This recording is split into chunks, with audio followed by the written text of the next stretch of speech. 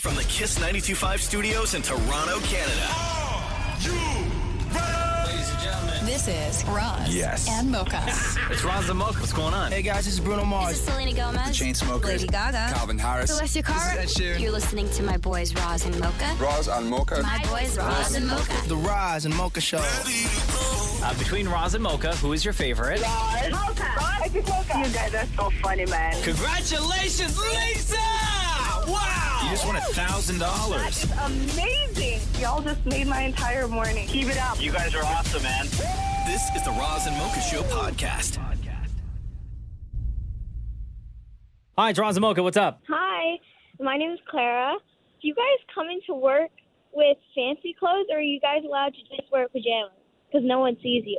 Fancy clothes. Like, what's fancy in your mind? Well, okay, I'm not a huge fancy person, so, fancy meaning, like jeans and a nice shirt? Or do you just, can you dress in, sweatpants or pajamas? Well, I mean, it is work, right? Like, sometimes you have a meeting afterwards and stuff, but... Well, and you know what? And we To be film honest with you, everything that we're technically, doing in here. if we really, really wanted to, we Yeah. could show up in sweats every single day, or we could show up in pajamas every single day. But to your point, we film everything in here, so we don't want to be, posting videos of us in pajamas all the time. I would say that when you're doing anything, especially this, which is performing, I think that you perform better when you feel better. Mm-hmm. And if I don't know, I couldn't wear pajamas. I mean, No, but I disagree. I think you perform better if you're comfortable. No, but comfort, that's what I think. but comfort is subjective though. Like, I'm not comfortable in sweats. I'm more comfortable in jeans. Tight jeans. Right? Yeah, tight jeans. Yeah, but I can't breathe in tight jeans. I feel that's- way but more that's- but comfortable in that's- pajamas. but that's Can't you. breathe in regular Yeah, jeans. but that's you. Yeah, And that's not a diss. You come in here huffing and puffing all the time. You just No, have a I'm not- I difficult don't time take it as a breathing in diss. general, though, right?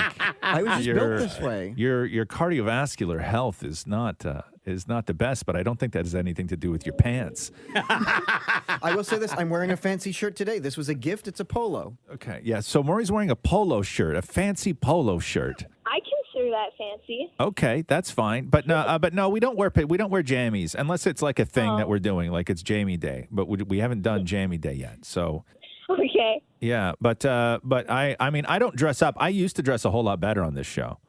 I used to wear jackets and stuff. Yeah, but the clothes you wear is expensive. Sometimes I look at old pictures of me. Yeah, but I Yeah. don't wear them well though. I have expensive clothes, but I don't wear them well. I still Well, why look like don't you a dress bum. up anymore? Or not dress up, but dress the way you used to before. I don't know. I Like read a COVID study. hit? No, it was years before COVID. I read a hit. study that rich people look like slobs. Yeah, you read a study.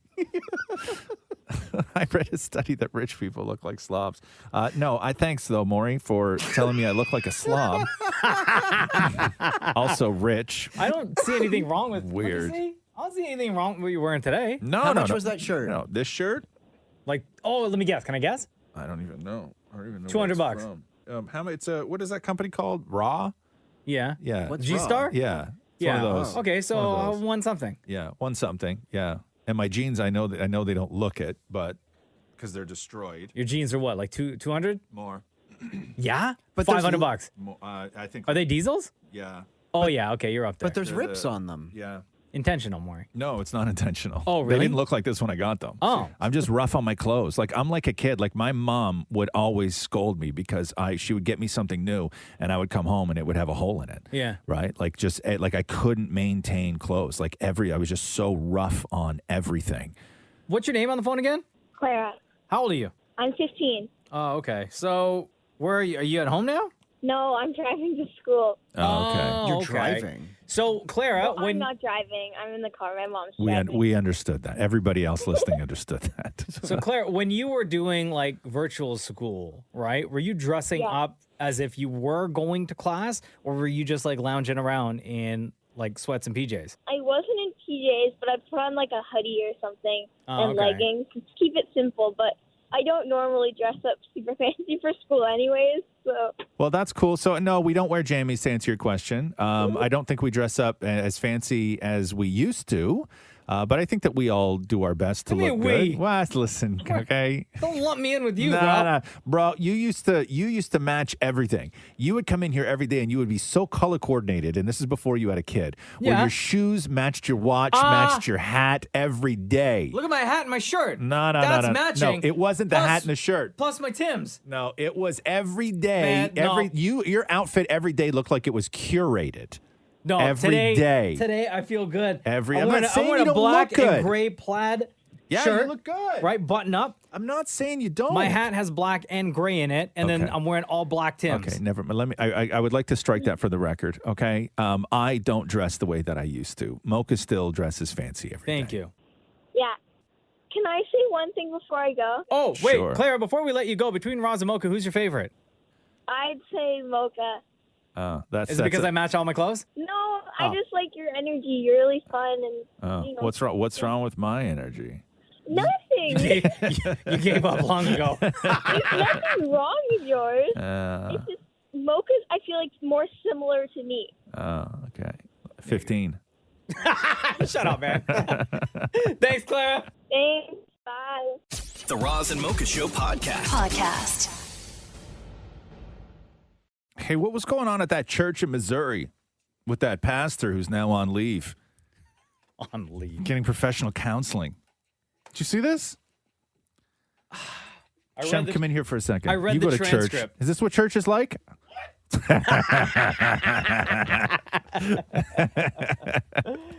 Is this what church is like or no? It's not normal? Come on, man. not my church, at least. Do they still do pastors and that, do they still get up and talk about like how to be better husbands and better wives? And like, do they do that still? It just depends on the type of church that you go to. Like my church, my one thing with my minister is that he doesn't really sort of preach that, he's here and everybody else is here. Right. He likes to make sure that everybody feels like they're on the same level. Okay. Yeah, everyone's the same. Listen, exactly. So this guy, again, he's already on leave, receiving professional counseling. But this is Pastor Stuart Allen Clark in Missouri talking about how women should strive to be trophy wives like Melania. Here's how way too many women are. I got him now. The chase is over. Hey, that's where you're wrong. The chase ain't never over. And by God, if he don't love me the way I look now, he ought to look at his own spare tire in the mirror. Now look, I'm not saying every woman can be the epic trophy wife of all time, like Melania Trump. Oh, God. I'm not saying that at all. Now, most women can't be trophy wives, but you know, like her, maybe you're a participation trophy. I don't know, but all I can say is not everybody looks like that. Amen. Not everybody looks like that. But you don't need to look like a butch either. You need to know this. Men have a need for their women to look like women. Hey, sweatpants don't cut it all the time, huh? Wearing flip-flops and pajamas to Walmart, that ain't gonna work. Ain't nothing attractive about that. It ain't. And men want their wives to look good at home and in public. Can I get an amen? Oh, hell no, you can't get an amen. But did he say that thinking, like when he said you should strive to be the ultimate trophy wife like Melania, in his head, I'm having a difficult time here. Is he thinking that that's a compliment towards Melania? Yes, absolutely. This guy's a big-time Trump supporter. He holds No, I know, but Melania that up is here. the most. I know, but that's the most disrespectful thing you can say about Melania. But I don't think respect is really high on his list. But what I'm of saying, things. no, but what I'm saying is that how weird is this? Okay, that the guy like. Obviously, he loves Trump, and obviously, he loves Melania. Yeah, but it is he so really loves Melania. disrespectful to Melania to say that she's the ultimate trophy wife. It's crazy disrespectful. Like this, days before International Women's Day. He's wearing a Wonder Woman t-shirt, too, while he's doing this. No, he's not. Yes, he is. Stop it. Yeah. You know what? Sweatpants are sexy, by the way. I don't know what the hell he's talking about. The Roz and Mocha Show podcast. Hey, how did Alessia Cara do with the anthem? Oh, I mean, how did she do with everything? Amazing. She killed it, right? Yeah. I did not watch as I was watching the Oprah, Meghan, and Harry interview. This was for the NBA All-Star game. She did. Correct. She did "Oh Canada," right? Oh, Canada. Pause for 1 second. What? Do you still have to sing "Oh Canada" when there's no Raptors at the All-Star game? You do, huh? Yeah, of course. Interesting. Why? I don't know. I'm just curious. Oh. I'm sure somebody brought that up. Do we really need to do that? That's 3 minutes we could use somewhere else. True patriot love in all of us coming. Oh, she got a beautiful voice. With glowing man. hearts, we see thee rise, the true north, strong and free. From far and wide, oh Canada. Yeah, she killed it. It's great. Are you kidding me? Stand Tell you on God for I don't want to be disrespectful. Oh, God, here we go. What? But Oh Canada doesn't lend itself to wailing like the Star Spangled Banner does. You know? Like, you could be a great singer singing "Oh Canada," but nobody's ever going to be blown away by you singing "Oh Canada." Where I've had almost emotional breakdowns listening to somebody sing the Star Spangled Banner before. Right. It's like it'll change your day when somebody knocks it out of the park. Like when Fergie performed at the Stop All-Star it. Game 3 years ago. Oh, for God's sake! I was going to talk about Whitney, you jackass. Are you sure? Yes. This is the more you were leading to? No. early light. What so proudly wave You're such a at the jackass. man. twilight's last gleam. Goosebumps, right? That's right. You're such a troll. Poor Ferg, man. Poor Ferg. Listen, just don't try to take a classic and make it your own. That's my favorite part.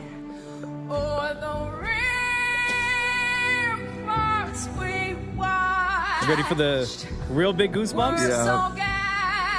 Hit me.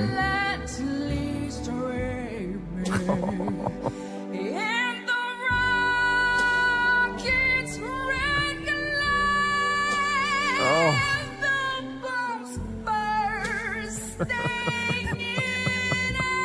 This is what you wanted to hear, right?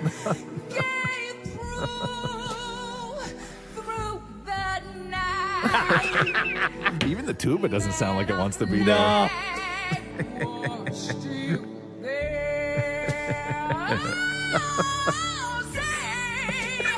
I don't know, is it that bad though? Is it really? Now that I hear it again, all this. Right here.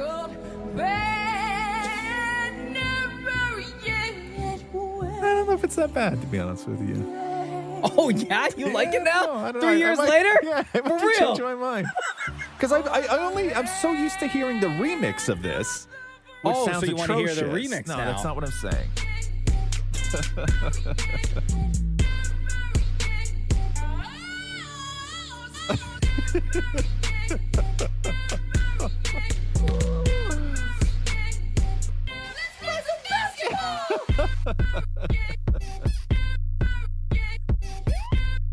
Come on, man. Right? Classic. Absolute classic. The Roz and Mocha Show podcast. I'm so confused though over what the hell's going on in this, I guess, the province with the red zone and the gray zone. Yeah. Welcome to the red zone, baby. So Gray zone, baby. my issue was Here we okay. Yep. Welcome to the gray zone. Okay, my issue is this, is that I don't know what jabroni came up with this color-coded system that we use here.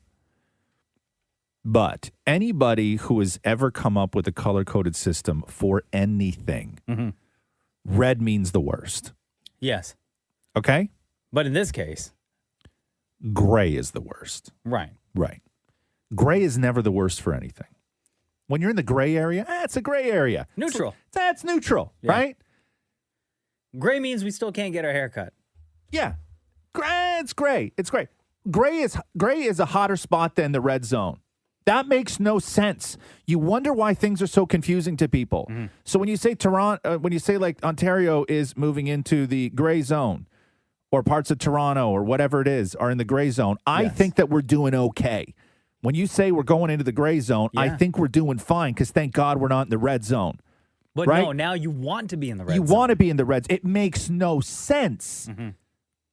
Like when you drive down the roads in the country and there's, risk of fires because it's dry, right? It's the most extreme is the red zone. Of course. Right? When there's a threat of terror, the most extreme is the red zone. When an emergency is happening, it's a red alert. Yeah. Okay? Nothing has ever said gray. It's so stupid. Right. And I know that there's one person who had the final call on making the most extreme situation the gray zone, and they need to live in shame for it. Okay, but we've had these zones for months. Why are you complaining about it now? Because it makes no sense. You should have complained about it back then. When there was a chance to potentially change it. I understood that there was a gray zone. I understood that there was a red zone. Foolish me thought that they were flipped because why would I think otherwise? Because it didn't affect you then. Right. So when I found out, shush. Okay, I need you to just not. I got you. Okay, I need you to just not harass me for just a second. Okay, I'm trying to make a point. It's very difficult when you call me out on things. Like all the information's there on the internet. Why don't you just read it? Just don't call me out on everything. Okay, sorry. Okay. I won't for the rest of the conversation. Just don't call me. Not everything has to be a thing. Apparently it does. Okay, but I'm just saying that the whole thing has just been very confusing from the get-go. And then when they introduced zones, they did it in the most confusing way. And whoever thought that a gray zone was a more extreme place to be than a red zone needs to live in shame.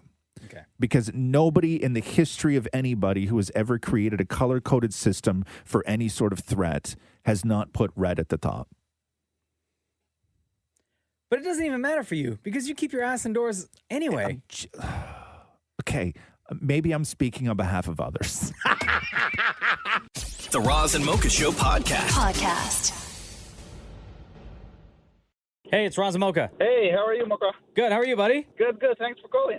What's your name? Victor. Victor texted and said, 11 years listening to you guys and never got through on the lines to talk to you. Oh, wow. So we got your number, and I figured I'd call you back. Oh, thanks for calling. Yeah, so I came to Canada 2010, and as soon as I landed, I saw your ad guys on the subway. Yeah. And I look at Ross, and it's like, no, that's a cool guy, so I should listen to him. And I started listening. Where did you move from, Victor? Oh, no. I come from Honduras in Central America. Yeah. Okay. So, and you've been in my radio since then. Wow. So because you saw Roz and he looked like a cool guy, that's what made you want to listen to the Roz and Mocha Show. That's correct. Even my dad said, oh, he looks like a rock star. I'm like, yeah, he looks like one. Oh, like a rock star. Okay. So in the 11 years that you've been listening, Victor, do you still feel like Roz is a cool guy? Unfortunately, no. He has changed. 10 years later, he's now grumpy, complains about Netflix menu.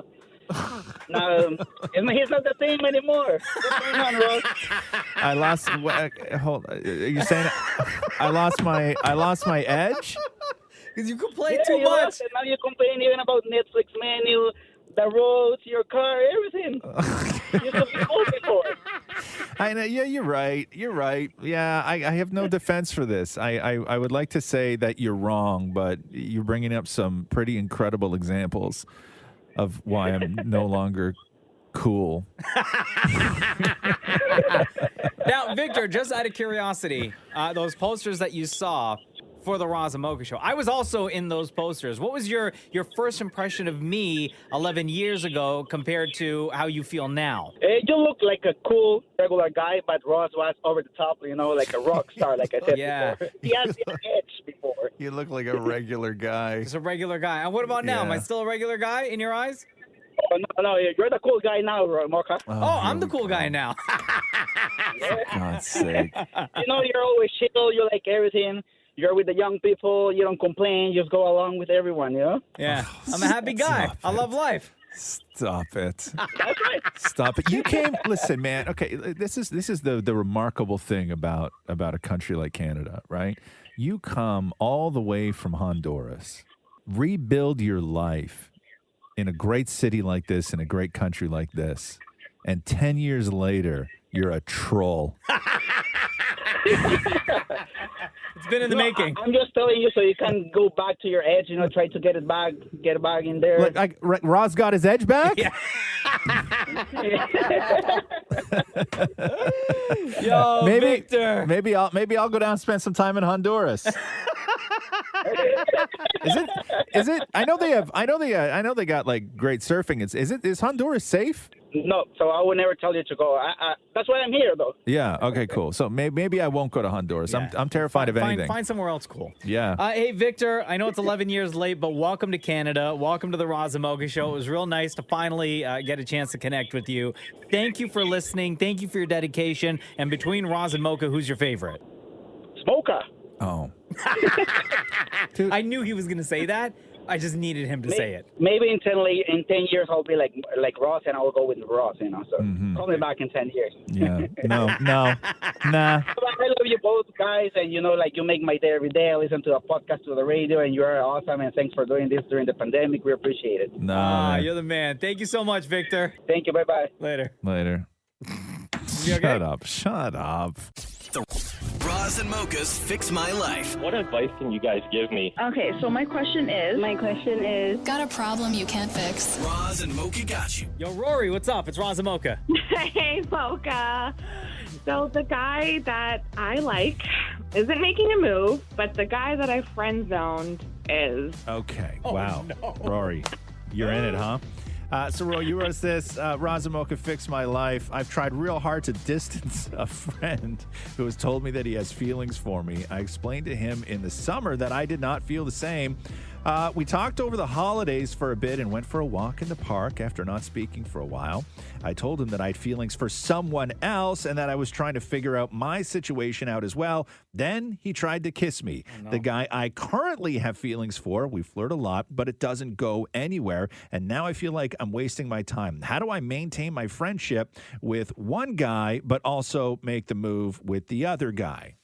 Yeah. The guy that you want to maintain the friendship with, this is the guy that tried to kiss you in the park, right? Yeah. Yeah, you can't be friends with him. I think so. Has he tried any other moves since that kiss in the park or a failed attempt? Well, it was so awkward. And he's texted me since, and I've just been like, uh-huh. Because, I don't know. It was too bad. It was just like, oh, God, why? Now, does this guy, your friend zone guy, does he know the guy that you have a crush on, that you like? No, but he's tried to find out who it is. Yeah. Oh, really? Okay. Do you like okay, so the guy you friend zone, right? Yeah. Why do you keep him around? Do you like the attention?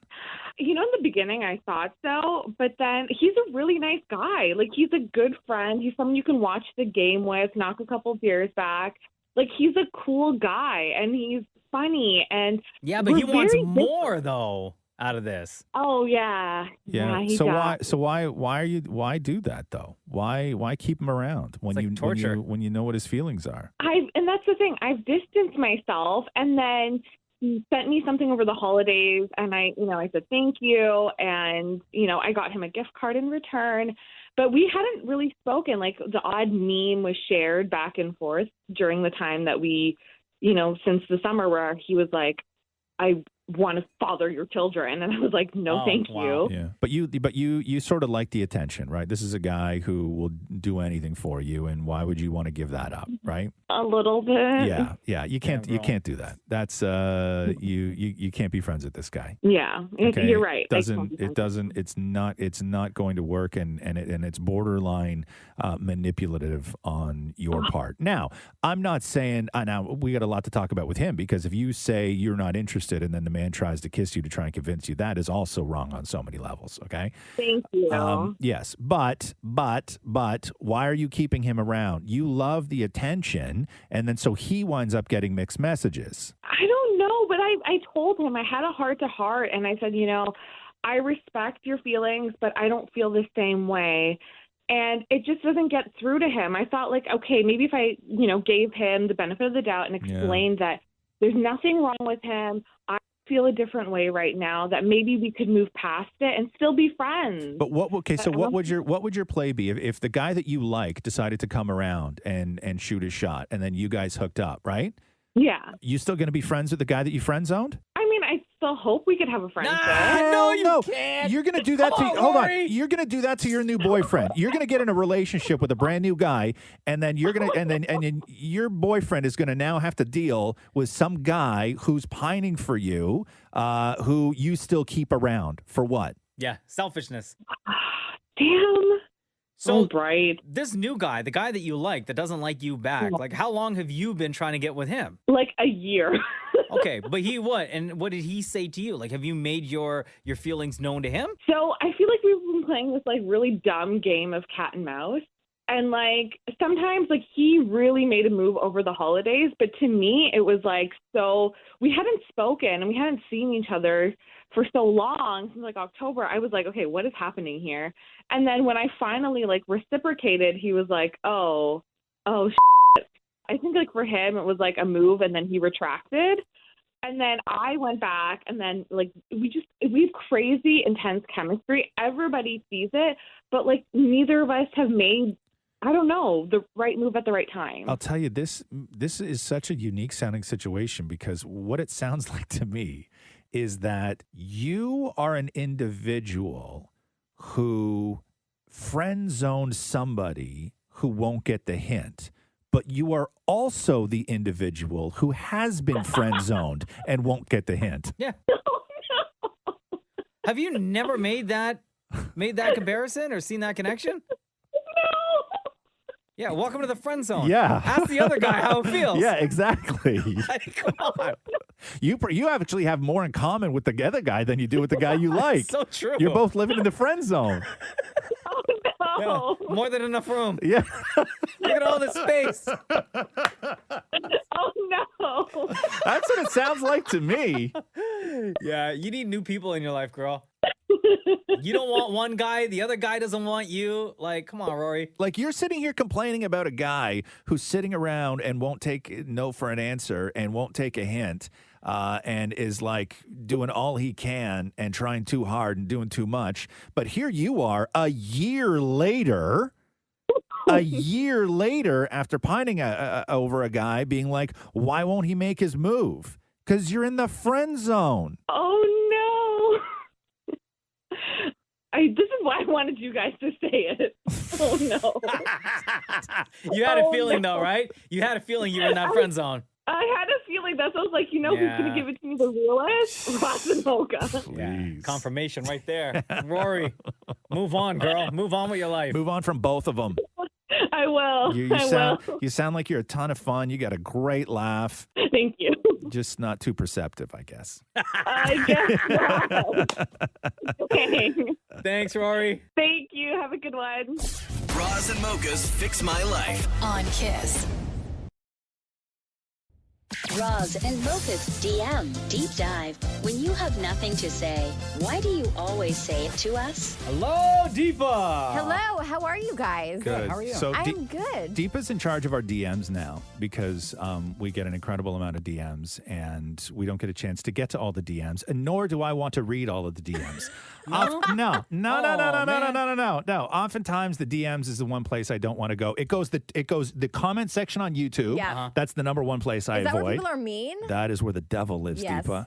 Agreed. And then the DMs are the place I avoid. But we figured that we would, if we're going to dive into the DMs, that Deepa is the person to help us through this. So Deepa, welcome to the show. Thank you. And I don't know how deep you had to dive. Oh no.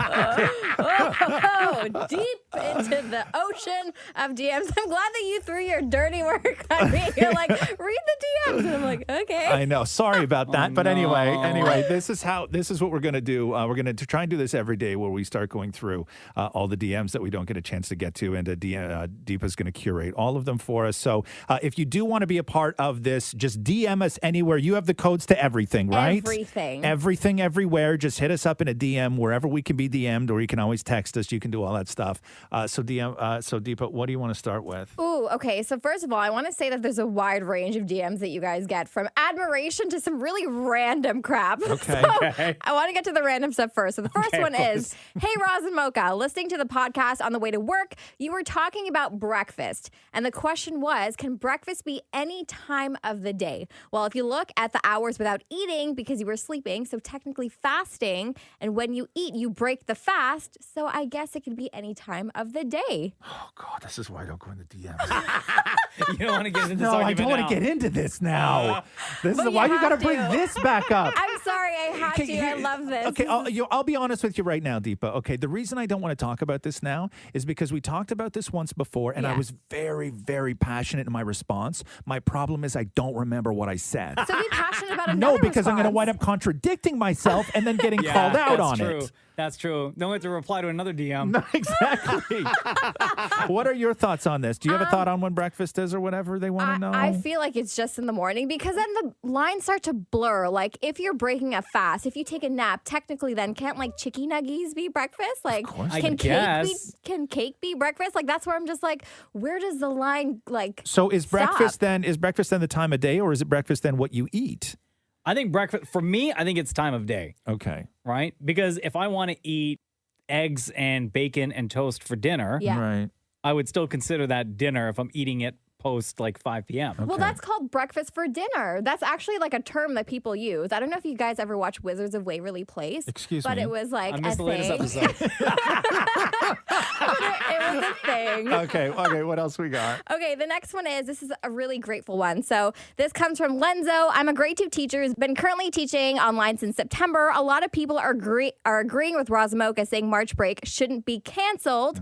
Thank you for having these conversations and showing our side as educators as to why it's important to give these little ones their March break and give them some non-screen time. Agreed. But they changed it 100%. anyway. I know. They April change break. it, but still, it's such a disappointment because you know, for kids, they look forward, and it's for parents too. They look forward to March break, right? Having your know. traditional time of period in March and having it pushed back. I don't know. I just it just doesn't feel right for me. I agree. It's like, for me, I'm thinking of it like from my perspective as well. If they changed a long weekend date, I would lose my crap. I'd be like, are you kidding me? I've planned accordingly to this. So like Right. March break being changed to April. It's no not longer June March- 2 for you savages. Can I tell Right? you what's so sad? Yeah. What? Okay, this is the era that we're living in right now. Okay. The time period that we're living in. Yeah. I look forward, which is why I sympathize with educators and the kids for March break and not screwing with March break. Because if we need something to look forward to at any time, now is the time. Yes. I have an app, a countdown app on my phone where I have been this year so far been counting down the days until like the next long weekend. So do you really? Do you have the same one? It's not just me. Yes. Literally January 4th, the day Yes. I did the same thing. Yes. You two nerds. Deepa, thank you so much. That is Deepa diving into our DMs. We're going to try and do this every day. Again, if you want to DM us anywhere, all of our DMs are open. Deepa's going to go through as often as she can. Just go on Google, just search Razamoka, and then you'll find like everywhere that you can reach out to us. Or shoot us a text, whatever it is. Any way you want to DM us, and then Deepa's going to try and get as many together as she can, and we'll do this every day. The Roz and Mocha Show podcast.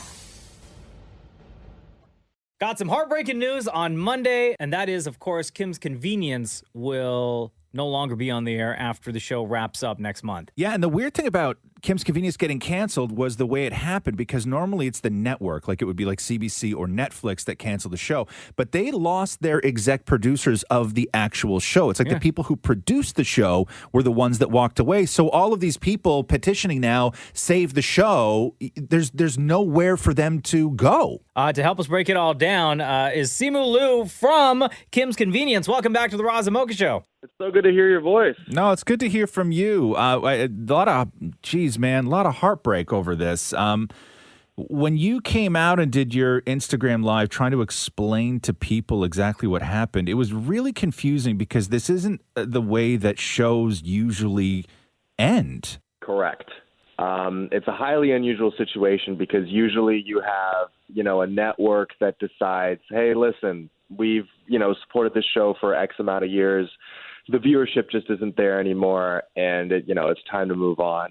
And that's not what happened with our show. I mean, our ratings have been consistently really good, and so myself, some of the other cast, I mean, we were really shocked and hurt to hear the news, just because, we know how beloved the show is. We know how many lives it's touched. And, it's really hard to say goodbye right now. We feel like, the fans deserved a true ending to the show, a wrap up for the characters. And it's really heartbreaking not to be able to give it to them. So the news broke on Monday. Since then, I'm sure you've had conversations with people who run the show, your co-stars. Like, what do you know, man? Like, what's the reason that Kim's Convenience is not coming back after this season wraps? A few months ago, we kind of got the news that our showrunners would not be returning for the next season, which was, it was big. Obviously, we would have missed them dearly, but there was always this thought in my mind that we were going to work through it, and that certainly kind of was the indication by all the conversations that we were having. And then all of a sudden we had this call. Basically what ended up happening is that, the producers thought, with the departure of the showrunners, they didn't feel like we could kind of maintain the quality of the show. And, that's a call that's above my pay grade. Mm-hmm. So, like it or not, it's something that I'm going to have to live with. But, do you know why they left? I did want to make sure.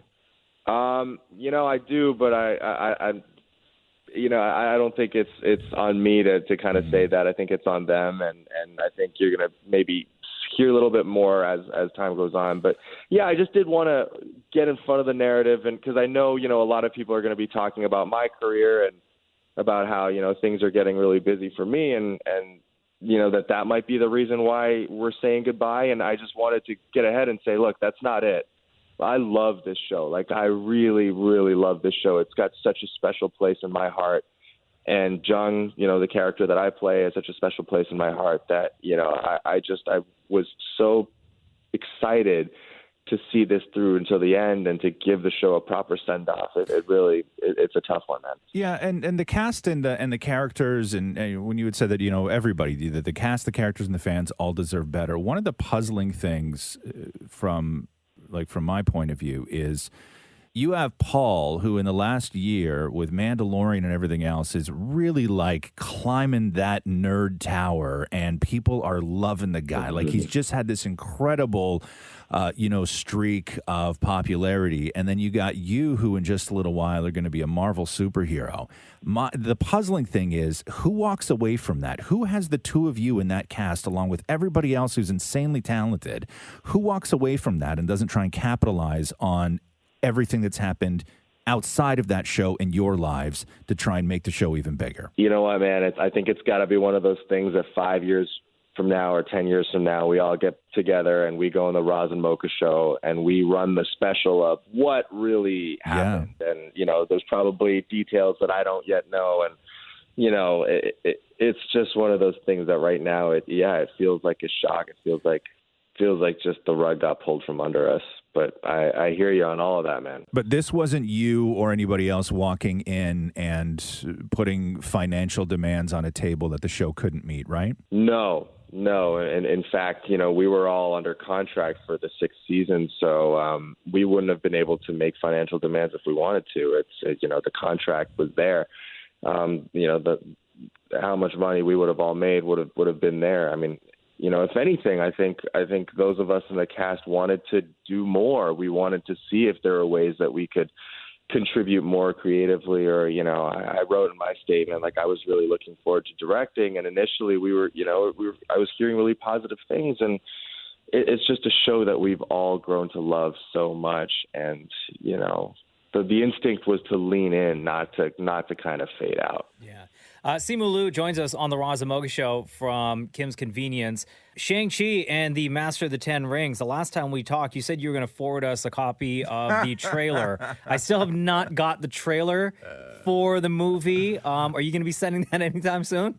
Oh, that's so weird, man. I feel like, God, I could have sworn I sent that along. A few weeks back. But see, just tell Moki you left it. I left it in my locker at work. They canceled Kim's Convenience. I can't go back and get My it. pass card doesn't work to get into the building.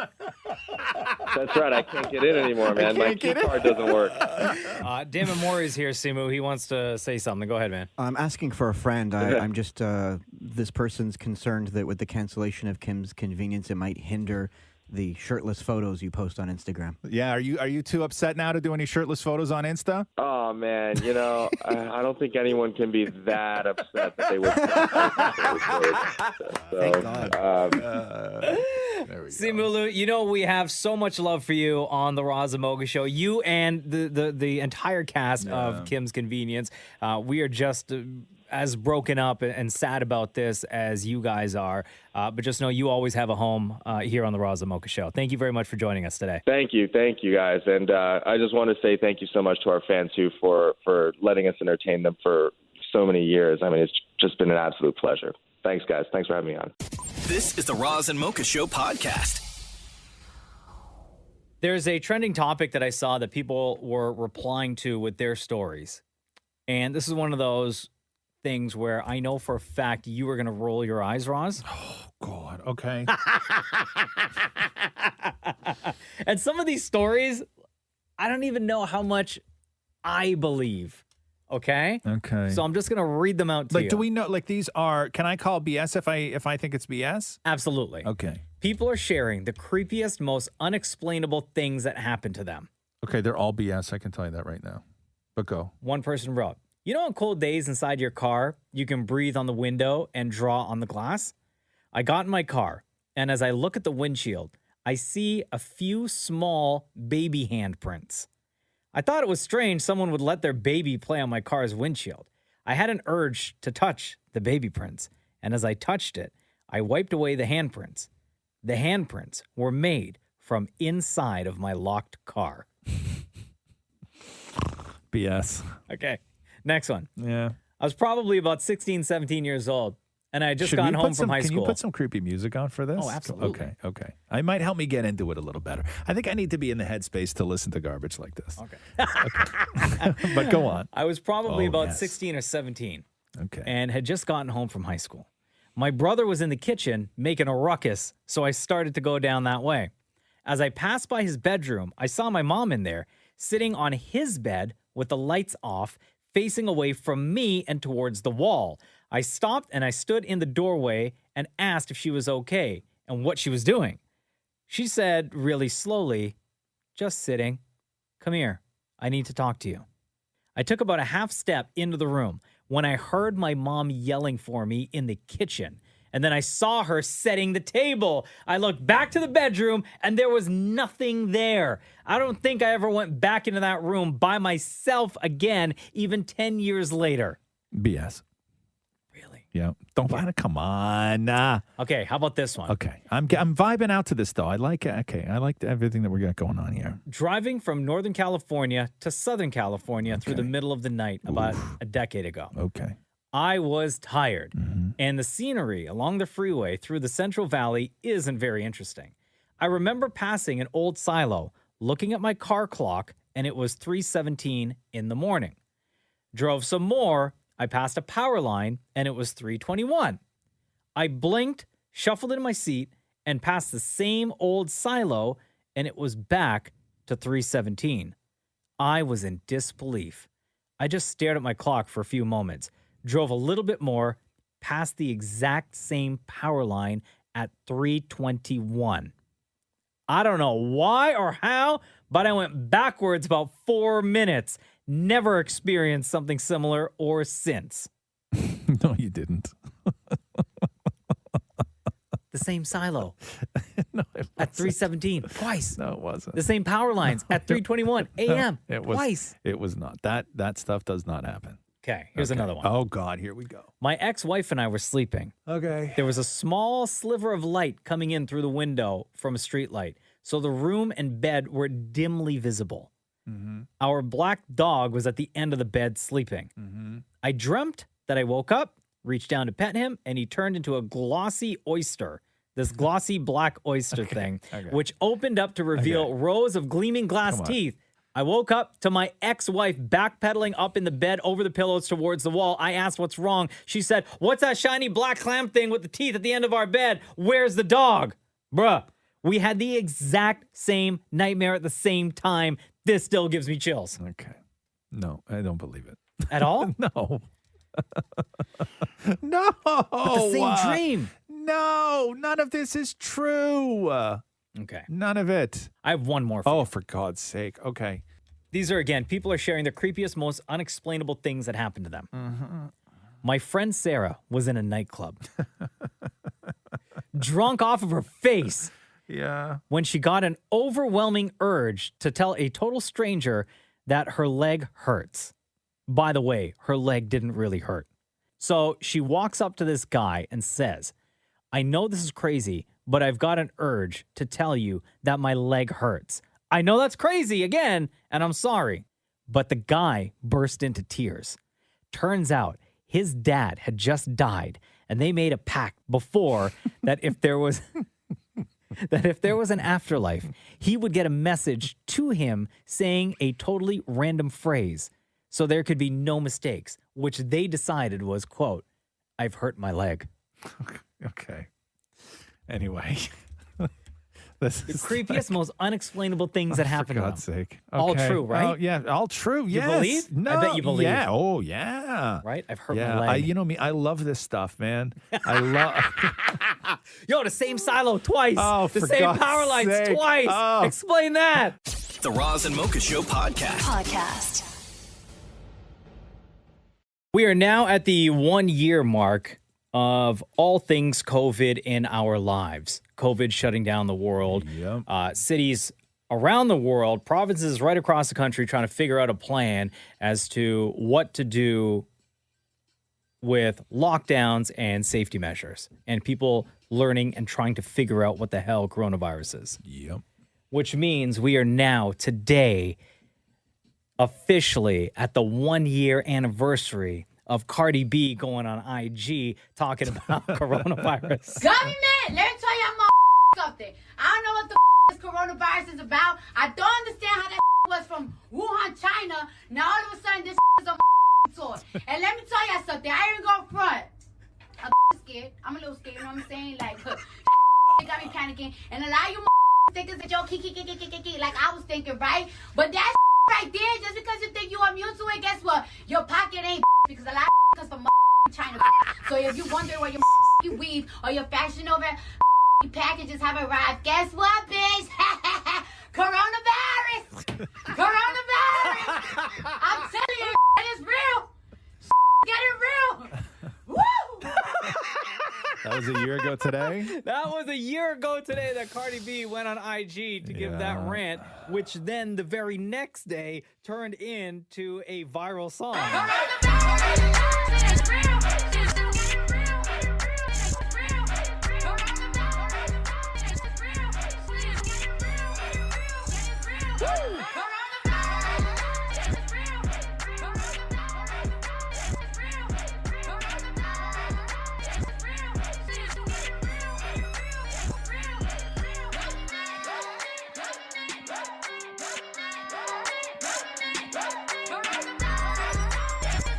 Oh my God.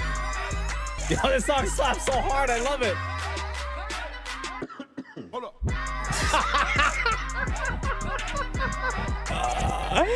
Yes! We were all getting ready to go on March break this time last I year. know. So today is the 1 year anniversary of Cardi B going on that coronavirus rant on IG. This is the Roz and Mocha Show podcast. Maury, come in here for a second, my love. Damn it, Maury, everybody. We've lived without a lot of things during COVID. Yeah. But if I asked you the question, moving forward through life, not just during a pandemic, but if I asked you the question of what food you could not live without, what would you say? Oh, pasta. Absolutely. But a specific? Specifically. Okay, pizza. Pizza. Yeah. That is the one thing you couldn't go the rest of your life with no pizza. No, absolutely Really, not. huh? Interesting. Oh, wait, no, but I can't go without hamburgers. Oh, but I can't go without steak either. Hell. What is something I could not live without popcorn? Popcorn. Now, Oh, that's let me start naming some things off this list because I think that there's going to be a few of the items from this poll that may change the way you're thinking a little bit. Okay. Okay, so a lot of people said milk. Oh, interesting. You're doing condiments now. Well, you know what? Can I say cheese? Can you pause for 1 second? Yeah. Do you think milk is a condiment? I do. Interesting. So, like, milk is right up there with like mayo and mustard? I think because you use it with other things, like ketchup goes on a hot dog, milk? Goes on cereal. Okay, there we go. Argue me on that. Okay, argue me on that. Can I say cheese? Because cheese is You can used say in- cheese. You can say cheese. Is used in so many different dishes. Cheese that I is love. on this list. So is butter. Oh, yeah. I couldn't live without butter. I cannot live without chocolate. Chocolate's on this list. Hmm. So Like I just had let's say foods, right? Yeah. Like, but even you could even say you could say beer if you couldn't live without beer. Like I don't know, wine people French you can fries. say wine. Fries, yes, fries. Fries is a good one. You must have given this some thought. I have. I'm going to say, like, the thing that I really would have a difficult time. So on this list, peanut butter's on the list, burgers on the list, cheese is on the list, pasta's on the list, bacon's on the list, bread's on the list, milk, pizza. Oh, man. Butter is number 2. The number one thing on the list that people said they couldn't live without is mac and cheese. I wanted to say that, but I can live without mac and cheese. Like, Yeah, same. I can live without, but I can't live without popcorn. Really? Because when I I'm could live watching without TV, popcorn. when I'm watching TV, Of all things, huh? yeah, but I Argue love me on that. popcorn. Yeah. Like I can't focus on a show unless my hand is going in the bag in my mouth. Really, though? Yeah. Popcorn of all things. Not even chips, just straight I don't up like popcorn. chips. Really? Wow. How about you? You must have given this some Yeah, thought, Ross. God, I don't know. Like, realistically, could I live without burgers? Okay, so could I live without a burger? Because I could maybe do a version of like a sloppy Joe in a tortilla wrap, right? And I could still kind of get that sense of ground beef in a thing in my mouth, right? Meat. Could I live without pizza? Yeah, maybe I could live without pizza. You know, Could you live without pierogies? You know, yes, I could live without pierogies. Lives without pierogies Here's now. what I think I would miss the most. Okay. If you told me I was no longer allowed to eat chicken wings. Oh, yeah. Right? Because chicken wings are not something I can fake in another way.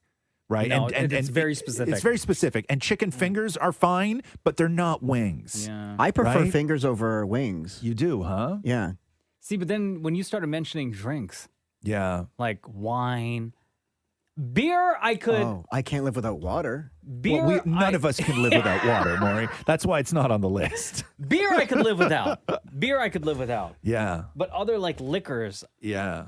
it would be very difficult. Really? know. Yeah, so like you're going to whi- go something like scotch over burger? Like you're really, huh? I can't live without Interesting. jasmine tea.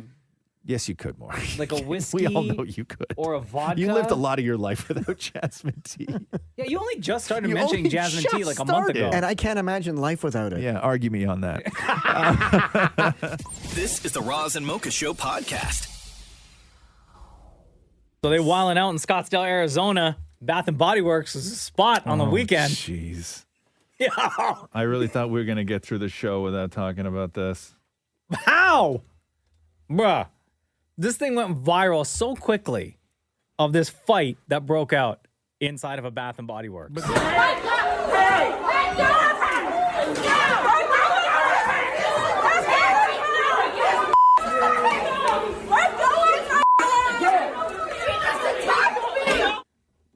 Jesus.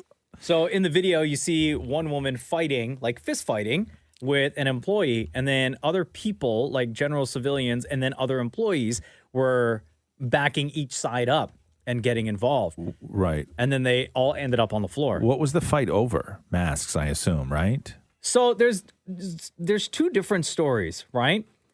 One story says that I read on the weekend, one story says that the customer was asked to put on a mask because she wasn't wearing one. Okay. And then got into it with employees. That's how all fights in stores happen this year. Right. The other story that's going around, this is according to the person who shot the video that went viral. One customer was standing too close to the other, and before fists were swung, somebody says trailer park trash, yells out trailer park trash. And then the fight breaks In out. Scottsdale, Arizona? In Come Scottsdale, on.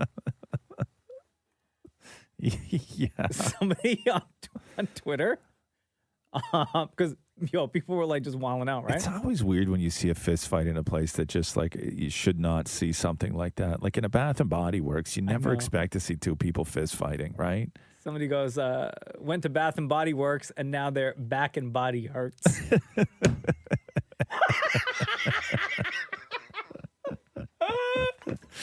Right? It's always weird to see fights like that. Like it's I think one of my favorites was it said like employee at Bath and Body Works serving up that new scented candle flavor or that new scented candle knuckleberry.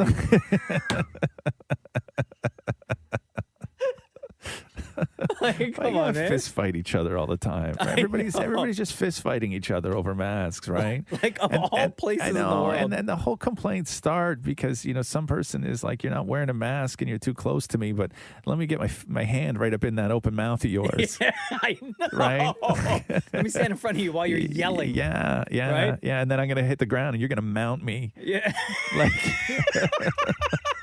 like everything. Like if somebody came after me, I would run. Like I don't want to engage in that. Another person on Twitter wrote, I have not been to a Bath and Body Works since the mid-2000s, but I will be going back. This is very good advertising. What a treat. The Roz and Mocha Show podcast. Oh, man, I'm getting so hyped. This is the weekend where clocks go forward an hour. Why are you hyped for this? Because. Isn't that when we're all messed up on Monday? Yeah, everybody's always messed up on the Monday after a time change, but we get that, like, even now. This one, though. Now, we still have, if you notice, after 6 p.m., the sun's still up, right? I know. It's like, yeah. And even in the morning, I walked out of bed at 6:40 the other morning, and the sun was up. Yeah, but now with this extra hour added to the day. Yeah, true. Right? You get that more, you get the more sunshine. Yeah, I'm down with in that. the evening Fall time. back is when you get more sleep. Yeah, you get Doesn't that matter. you get I that hope. extra Are they going to, is this it? What? Have they announced yet that What? this is the last time change? No, God, no. Because they want to move to a universal. No, it'll never happen here unless it happens in New York. Yeah. Well, right? what are they waiting for? Well, dude, their governor's got other things going on right now. I don't know if you've heard. Cuomo?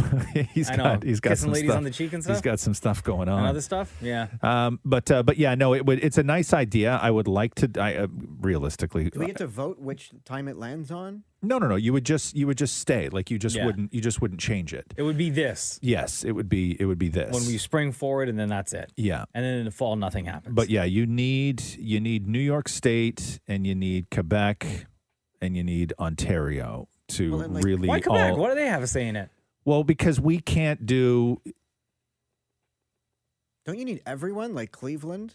Yeah, no. But then everybody would. Everybody would just do it, right? Oh, but in Canada, you need Ontario and Quebec, and nothing happens in the U.S. unless you get New York State involved, and then everything will just sort of fall into place. But we could want to. I mean, I think it's a great idea. So do I. Right? I love it. But it's not really up to us. I've always at wanted all. to stay up and watch to see what my clocks do. Have you never done that before? I did that for the first time when I was like... It just stay like, especially on an iPhone or whatever. Yeah. Right? It just Anything that's automatic. That's at 2 a.m., right? What's yeah, that? at 1:59. Yeah. Right? Or I guess it would be at 2:59 a.m. Yeah. It just resets back at 2. Yeah, years ago, I could have had the flu, right? Like I could have been so sick, but I never missed a night in a bar in the fall when the clocks went back, where you got an extra hour of last call. That's the one time where I got super I drunk. never missed it. I never missed it. I always made a point to be out drinking. Yeah, on a Tuesday, whatever. I'm last call guy. The guy on the microphone would make a Oh, whole big deal. yeah. It was a big last deal. Call. Wait a minute. Yeah. Well, it was the reaction was a little bit different in the bars that I went to. We didn't so much do baby bird arms and go, wait a minute. Those are my bars. The Roz and Mocha Show podcast. So they leaked Justice League on HBO Max yesterday. Already? On purpose? No. Oh. No. I think it was probably some intern who just put it up so we could go home and watch it later in secret. Oh, no. So is it out there? No. So what happened was some users in the U.S. who have HBO Max clicked on Tom and Jerry yesterday. Oh, yeah? And when they clicked on Tom and Jerry, what they got was Justice League. All 4 hours of it? All 4 hours. Oh, my of God. it. So I don't know if anybody got to finish it or if once it was streaming, they couldn't stop it or what the deal was. But HBO says Zack Snyder's Justice League was temporarily available on HBO Max, and the error was addressed within minutes, is what they said. Oh, minutes. Okay. So I don't know what that means if people were watching. Did the screen just go black? I don't know. I haven't seen any accounts of anybody who actually sat there and watched it. I would assume the screen goes black. Maybe you get an error message. Yeah, but There's like if an you're- error with playback. Or But if something you're like that. if you're streaming, it loads, like it buffers. Yeah. And if it buffers, it's there.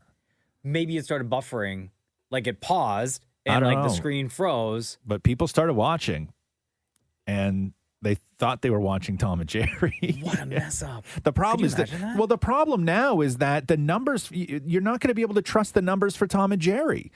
They're going to look at the numbers for Tom and Jerry, and they're going to go, my God, this was a huge hit. We got to do a second Tom and Jerry. Which, by the way, it was a good movie. Thank you, Maury. Maury's out here vouching for I Tom. actually went to see Tom and Jerry for Tom and Jerry. Actually vouching for Tom and Jerry. But yeah, but now you're not going to be able to trust the Tom and Jerry numbers because everybody until next weekend is just going to be clicking on Tom and Jerry, hoping that they get Justice League. Hoping that they are still part of the glitch. Yes, I bet you if you look at the numbers for Tom and Jerry, there's thousands upon thousands of people who watch the first 2 seconds of Tom and Jerry. Yeah, and just then to get watch to the the first title. 2 seconds again. Yeah, and just then in watch the case. first 2 seconds again. The analytics for it are going to be completely off. You will not be able to trust. You can't trust. I feel so bad for the people behind Tom and Oh, Jerry because no. you're not going to be able to trust the Tom and Jerry numbers. They're worthless now. The Roz and Mocha Show podcast. Girl, let's dish. Interesting. Harry and Meghan with Oprah last night. 2 hours. It flew by. What a messed up family. Watch the whole thing. Typically, bedtime for me is 8:30, but Yeah. that interview had me captivated. I watched the entire thing, man. It started. That's all Twitter was about last Yeah. night too. For 2+ hours. So here, play clip number one because this is the way that it started was for me. There was like I wasn't expecting to have my first "oh come on" moment so early on in the interview. Everybody who gets married knows that you are really marrying the family too. But you weren't just marrying a family, you were marrying a 1,200-year-old institution. You're marrying the monarchy. What did you think it was going to be like? I will say I went into it naively because I didn't grow up knowing much about the royal family. It wasn't something that was part of conversation at home. It wasn't something that we followed. My mom even said to me a couple months ago, she said, did Diana ever do an interview? Now I can say, yes, a very famous one, but my mom doesn't even know that.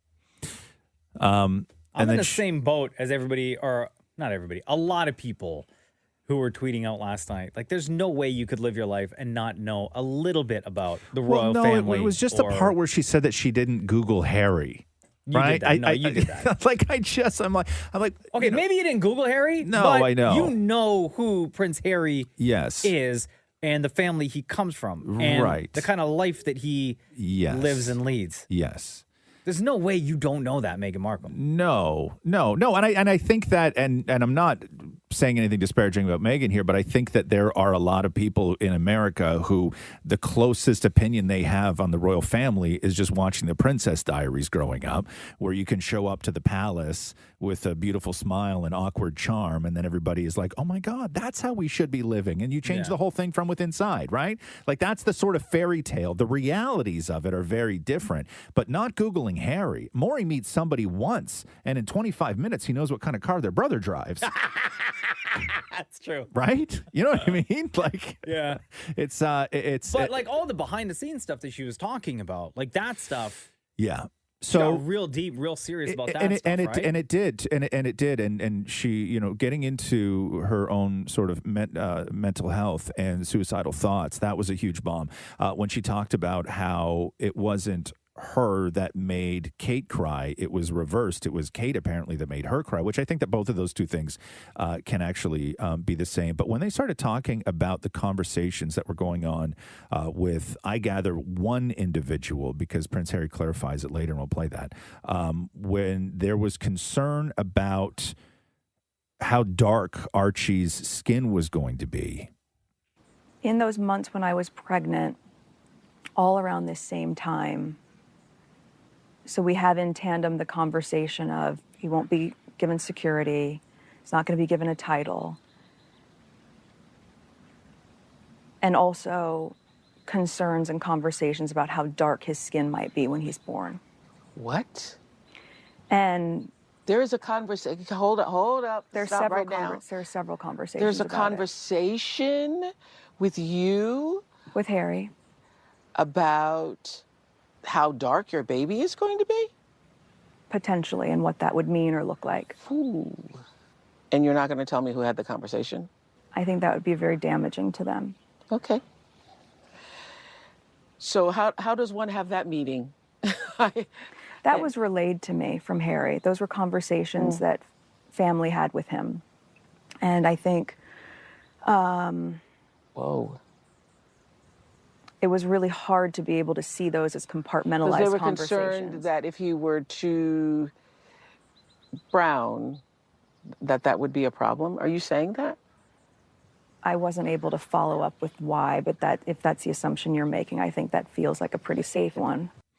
So and then when Harry came in, he was asked about this same thing. And what I gathered from Harry is that it was either the conversation, I mean, what it appears to be, because it better be somebody high up in the royal family, because if this was somebody who we've never heard of before or barely even know, then that's another story. But it's either got to be William or Charles, right? I'm leaning towards Charles. So a lot of speculation online last night Yes. on Twitter was that it was Charles. So here's here's Harry now, sorry. Megan shared with us that there was a conversation with you about Archie's skin tone. Mm-hmm.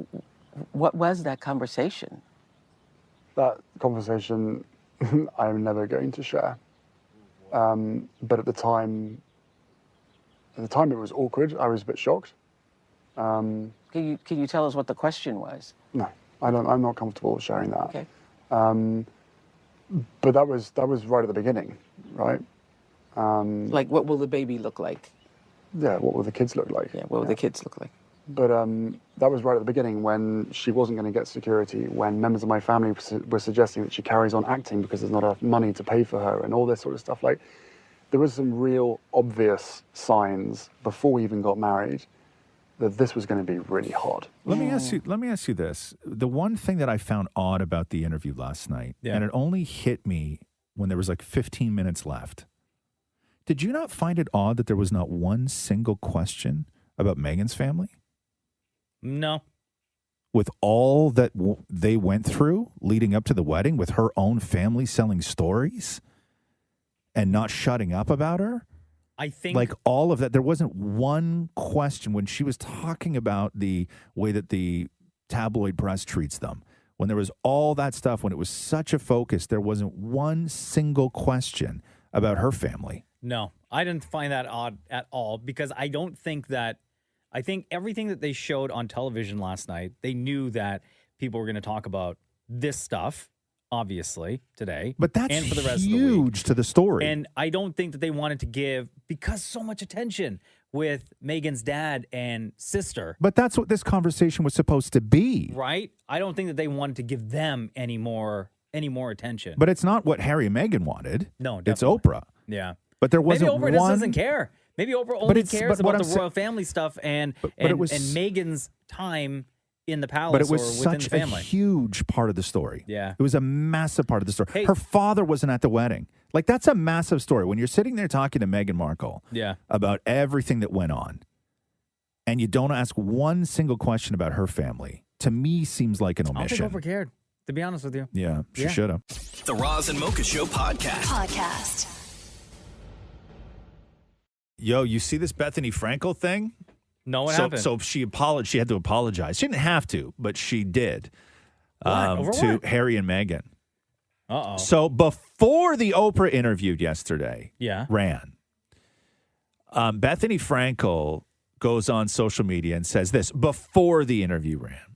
She wrote this: Cry Me a River, the plight of being a game show host, fairly unknown actress, to suffering in a palace with tiaras and seven-figure weddings for 2 whole years, to being a household name with Oprah on speed dial, fetching $7 million for interviews, hundreds of millions in media deals. She goes on to say, I chose reality TV to work towards making money, to be scrutinized and criticized. I took the trappings and the beatings along with it. It's a rose with petals and thorns. People beg to enter the often toxic institution I signed up for. That was the life I chose. You can't play stupid and smart. Damn, Bethany. Okay. So then the interview aired. And everyone was all Team Meghan. So then Bethany Frankel says, I watched the Harry and Meghan sit down. Emotional distress and racism must feel suffocating and powerless. I'm a polarizing, unfiltered, often to a fault, flawed person with a voice. When I heard of the interview during a pandemic, it felt like a surprising choice. I'm sorry if I hurt or offended you. Yeah, wow. The end. Damn. The Roz and Mocha Show podcast. All eyes right now are just you got to see what Piers Morgan's going through today. Oh, no. So we know that Piers Morgan claims that he was friends with Meghan and then she ditched him because she climbed the ladder. Yeah. And he's bent out of shape about it. Still, after all these years. Yeah, why not, right? So we'll go through some of this. So here's how it started out today with Piers Morgan. Okay, again, let's have the names. Who did you go to? What did they say to you? I'm sorry, I don't believe a word she says, Meghan Markle. Well, that's a I wouldn't believe it if she read me a weather report. And the fact that she's fired up this onslaught against our royal family, I think is contemptible. I'm sickened by what I've just had to watch. Okay, a number of people might be upset. Sorry, you can and come to moved you by can what they defend heard. it in a minute. I'm just going to say what I'm going to say. Okay. This is a 2-hour trash-a-thon of our royal family, of the monarchy, of everything the Queen has worked so hard for, and it's all been done as Prince Philip lies in hospital. Mm-hmm. They trash everybody. They basically make out the entire royal family a bunch of white supremacists by dropping this race bombshell without... that phrase? They didn't name which one it was. They just throw it out there so it could be any member of the royal family. And Harry says, I'll never say who it was. Well, you better say it fast. Okay, so that's how it all started. And then they bring on Dr. Shola Moss I'm going to get this right, Shagba Mimu. And she's an author and historian, I believe, an activist. And this is how that interview started. Your reaction to that interview? Let me give my reaction to you, Piers. Okay, I just every rant you've just given the last hour. It honestly, you're such a liar and a disgrace. Yeah, you're about to do the same thing. I'm giving you the platform. You talk about the interview. You trash me every time you come on. You trash me every time you come on, which is exactly the thing you accuse me of doing. If you've got something to say about the interview, say it. Let me finish. You bring out coverage about Meghan and Harry on their wedding day and the engagement, but conveniently forget to show the coverage before they got engaged, between the engagement and the marriage. Okay, so that's how it started. And, and this is how it ended. Welcome to the show. Listen, you might learn something. The royal family as an institution is rooted in colonialism, white supremacy, and racism. The legacy is right there. So you're now surprised that a comment would have been made by several members of the royal family about how dark Archie's It's not skin is. several members, actually. No, you can't spew you lies. Are more outraged that All right. Harry and Meghan Are we allowed talked to about engage in that any the of this? Let me finish.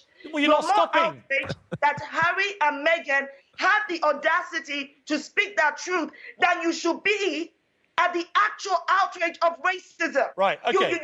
Am I allowed to respond to this? Am I allowed to respond yet? You can respond now. Okay. I think what you just said about the Queen is disgusting.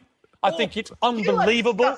You talk about the behaviour of a Am I 19. lying when I said that? Allow me You to tell say am I what lying I'm. when I Allow said me to we explain. And the institution is Right, protecting allow me to nothing defend our royal family. Thank you. You tell me. Wow. It's a fun morning, huh?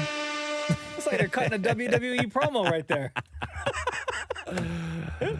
Oh, God. That's a fun morning. That's exhausting. It's exhausting to listen to. I can't imagine getting in a fight like that and just over stuff that you just care way too much about. Anyway, yeah, she was great, though. I like when people tell people that they're scumbags on their own show. Happens to me all the time on this show.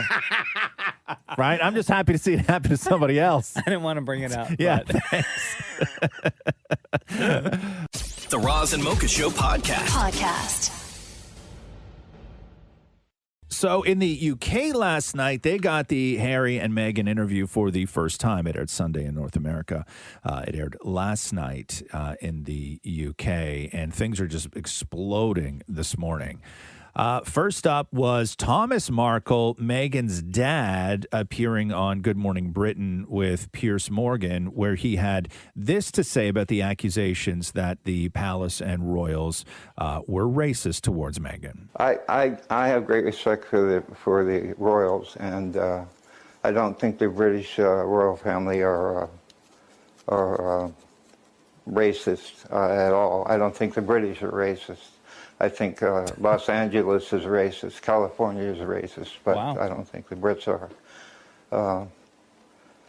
Come on, Tom, spit it out. The thing about what color will the baby be, or how dark will the baby be? I'm guessing and hoping it's just a dumb question from somebody. It could just be that simple. It could be somebody asked a stupid question rather than being a total racist. Damn, Thomas Markle. This guy's like ride or die for the palace, huh? Ride or He's die. trying to get invited. He's trying to get invited to the next cookout. And then Meghan's half-sister, Samantha Markle, was on Inside Edition, where she disputed a lot of what Meghan brought up in that extra clip that Oprah played yesterday morning, which is a couple of things that Meghan had said. One, she said in response to Samantha Markle writing a tell-all book that they actually had no relationship and that she hadn't seen her in 18 years, and then it had been 10 years before that. So Samantha Markle shows up on Inside Edition with all sorts of pictures of the two of them together over the years. At Samantha's graduation, Meghan was there, all of this stuff. It at least appears they had more of a relationship than Meghan let on. And then Meghan's other accusation was that she only changed her last name. Samantha only changed her last name back to Markle after Meghan started dating Harry. And then Samantha showed up with the receipts saying that she actually put in for the name change in 1997 and then showed her college diploma, which clearly lists Samantha Markle. So there's a bit of a contradiction You want facts? there. I got facts. But here is Samantha Markle on Inside Edition. I don't know how she can say I don't know her and she was an only child. We've got photographs over a lifespan of us together. So how can she not know me? I was a Markle before she was. I thought that was kind of weird that she would say, I only changed my name back when she met Harry. Markle's always been my name. She also has no sympathy for Meghan, saying racism directed at her and her unborn child at one point made her suicidal. Depression is not an excuse for treating people like dish rags and disposing of them. Oof. Wow. It's a solid family. Easter dinner is going to be lit. Jesus. Apparently, according to the Mail, the Queen, the Prince Charles, and Prince William were all locked in crisis talks over how to react to the accusations that were unleashed by Meghan and Harry during that Oprah interview. The Roz and Mocha Show podcast. So the Oprah interview with Meghan and Harry aired in the UK last night. Oh, So because really? they didn't get it Sunday. Why not? So they got it. They got I it guess last it would have night. been 8, 9, 10, it would have been like 2 But a.m. no, it was a rights thing. It was whoever bought the rights for it. They Oh. wanted to wait a day until after. I don't know what the deal was. But they would have had like all the information by then. So the ratings stateside, the Oprah interview with Meghan and Harry pulled in more viewers than the Emmys and the Golden Globes combined. Oh, damn. It's huge. Huge. And Piers Morgan, we were talking about this yesterday, just going off on Meghan Markle and Harry and his defending of the Queen and the palace and all sorts of stuff. Piers Morgan gets fired up. Well, this morning on Good Morning Britain, two things happened. One, Thomas Markle made an appearance, which we will get you that a little bit later. He did not. Yes, he did. But the weather person on Good Morning Britain, a guy named Alex Beresford, went off on Piers to the point where Piers then got up and walked off set. No. Listen He to- walked away because of the weather guy? Listen to this. And I understand that you don't like Meghan Markle. You've made it so clear a number of times on this program, a number of times. And I understand that you've got a personal relationship with Meghan Markle, or had one, and she cut you off. She's entitled to cut you off if she wants to. Has she said anything about you since she cut you off? I don't think she has, but yet you continue to trash her. Okay, I'm done with this. No. Sorry, no. Sorry. Sorry. Do you know what? That's pathetic. You can trash me, maybe not mine. No. See you later. I'm being... Sorry, can't do This is this. absolutely diabolical behaviour. I'm sorry, but Piers spouts off on a regular basis, and we all have to sit there and listen. 6:30 to 7 o'clock yesterday was incredibly hard to watch. Wow. Also, it's going to be cloudy with some rain. Right? Oh, So additionally, in a snap poll last night of Britons, nearly half of Britons believe that Prince Harry and Meghan Markle's interview with Oprah was, quote, inappropriate. Also want to make note that Meghan Markle's half-sister Samantha, who Meghan says that she barely even knows, came out to slam the interview, accusing Meghan of using, quote, depression as an excuse to treat people like dish rags. Wow. And the Mail reports that the Queen, Prince Charles, and Prince William were all locked in crisis talks all day yesterday over how to react to those explosive allegations made by Meghan and Harry during that interview. So look out for Blimey. that today. The Roz and Mocha Show podcast. Piers Morgan is no more on Good Morning Britain. There's a lot to get through with this. So let's remind you, yesterday there was a fight that went on with one of the co-hosts of the show, Alex Beresford, and Piers walked off stage in a huff. Remember So I this? think that we need to all take a step back. And I understand that you don't like Meghan Markle. You've made it so clear a number of times on this program, a number of times. And I understand that you've got a personal relationship with Meghan Markle, or had one, and she cut you off. She's entitled to cut you off if she wants to. Has she said anything about you since she cut you off? I don't think she has, but yet you continue to trash her. Okay, I'm done with this. No. Sorry, no. Sorry. Do you know what? That's You pathetic. can trash me, maybe not mine. No. See you later. I'm being... Sorry, can't do This this. is absolutely diabolical behaviour.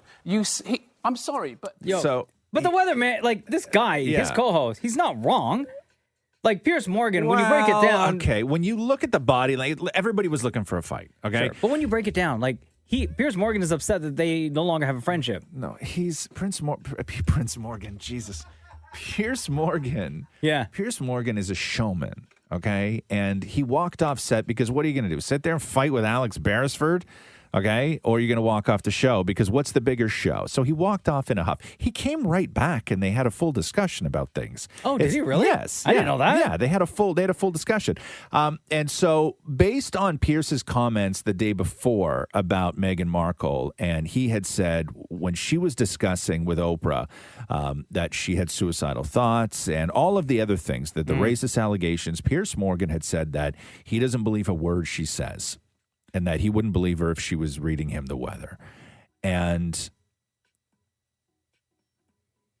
they got 41,000 complaints, ITV did. Wow. Okay. Okay, they got 41,000 complaints. They said that there was going to launch some sort of formal investigation into this. Yeah. And so after the show yesterday, what it's looking like is that Piers Morgan had some sort of meeting with them.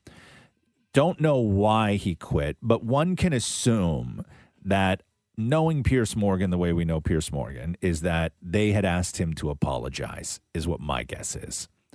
And then he said, get stuffed. I'm out of here. Yeah, bollocks. Right. Bollocks to this. To me, that's what it seems like, is that they asked him to apologize, and he said no. So this morning on Good Morning Britain, his co-host Susanna Reid had this to say. Piers and I have disagreed on many things, and that dynamic was one of the things that viewers loved about the programme. He is, without doubt, an outspoken, challenging, opinionated, disruptive broadcaster. He has many critics, and he has many fans. You will know that I disagreed with him about Meghan's interview. He himself clarified his comments about her mental health on the show yesterday. There are many voices on GMB, and everyone has their say. But now Piers has decided to leave the programme. Some of you may cheer, and others will boo. He has been my presenting partner, Monday to Wednesday, for more than 5 years. And during Brexit and the pandemic and other issues, he has been a voice for many of you and a voice that many of you have railed against. It is certainly going to be very different. But shows go on, and so on we go. So, Good Morning Britain, their biggest competition is BBC Breakfast. Mm-hmm.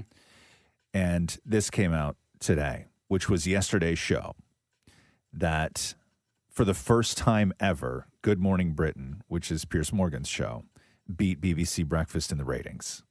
Really? And so Piers Morgan's tweet right after their show ended today was, breaking news, Good Morning Britain beat BBC Breakfast in the ratings yesterday for the first time. My work is done.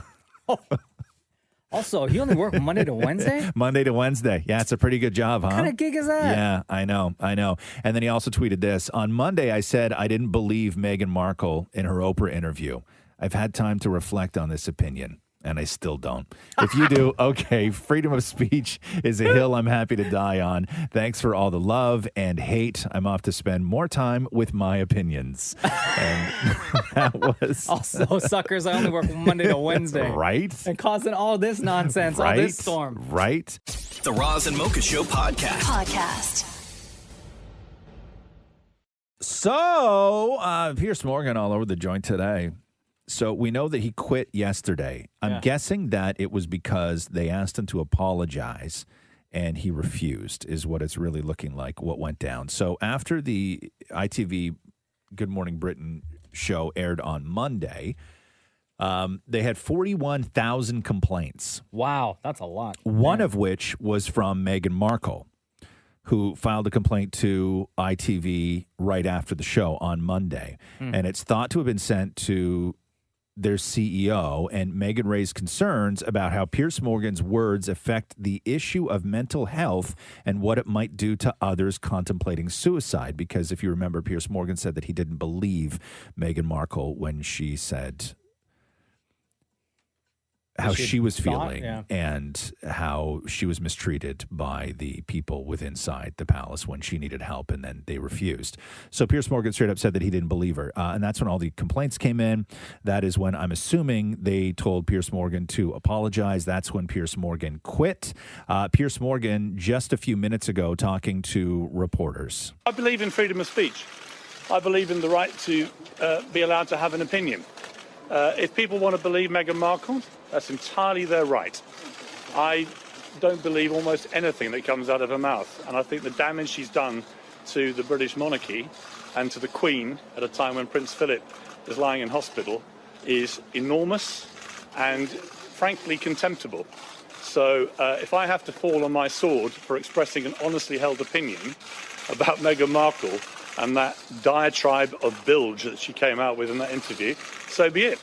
And it's interesting to note that Monday's episode of Good Morning Britain, their biggest competition in the UK is BBC Breakfast. Yeah. And Piers Morgan tweeted this early this morning. Breaking news, Good Morning Britain, his show, beat BBC Breakfast in the ratings on Monday for the first time ever. My work is done. So he quit on a day when the show had their biggest ratings. And so take that for whatever that means.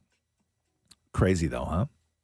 What a disaster. Here's my question about what a disaster. Why he hates her so much. Because at one point they were friends. They went for drinks one time. Okay. Yeah. So like, is he mad that they are no longer friends, or is he mad at the way they became or their friendship ended? No, the way that he tells the story, okay, is that she reached out, they went for drinks, they were at a pub. The way he tells the story, she had a couple dirty martinis, he had a couple of pints, they had a great time.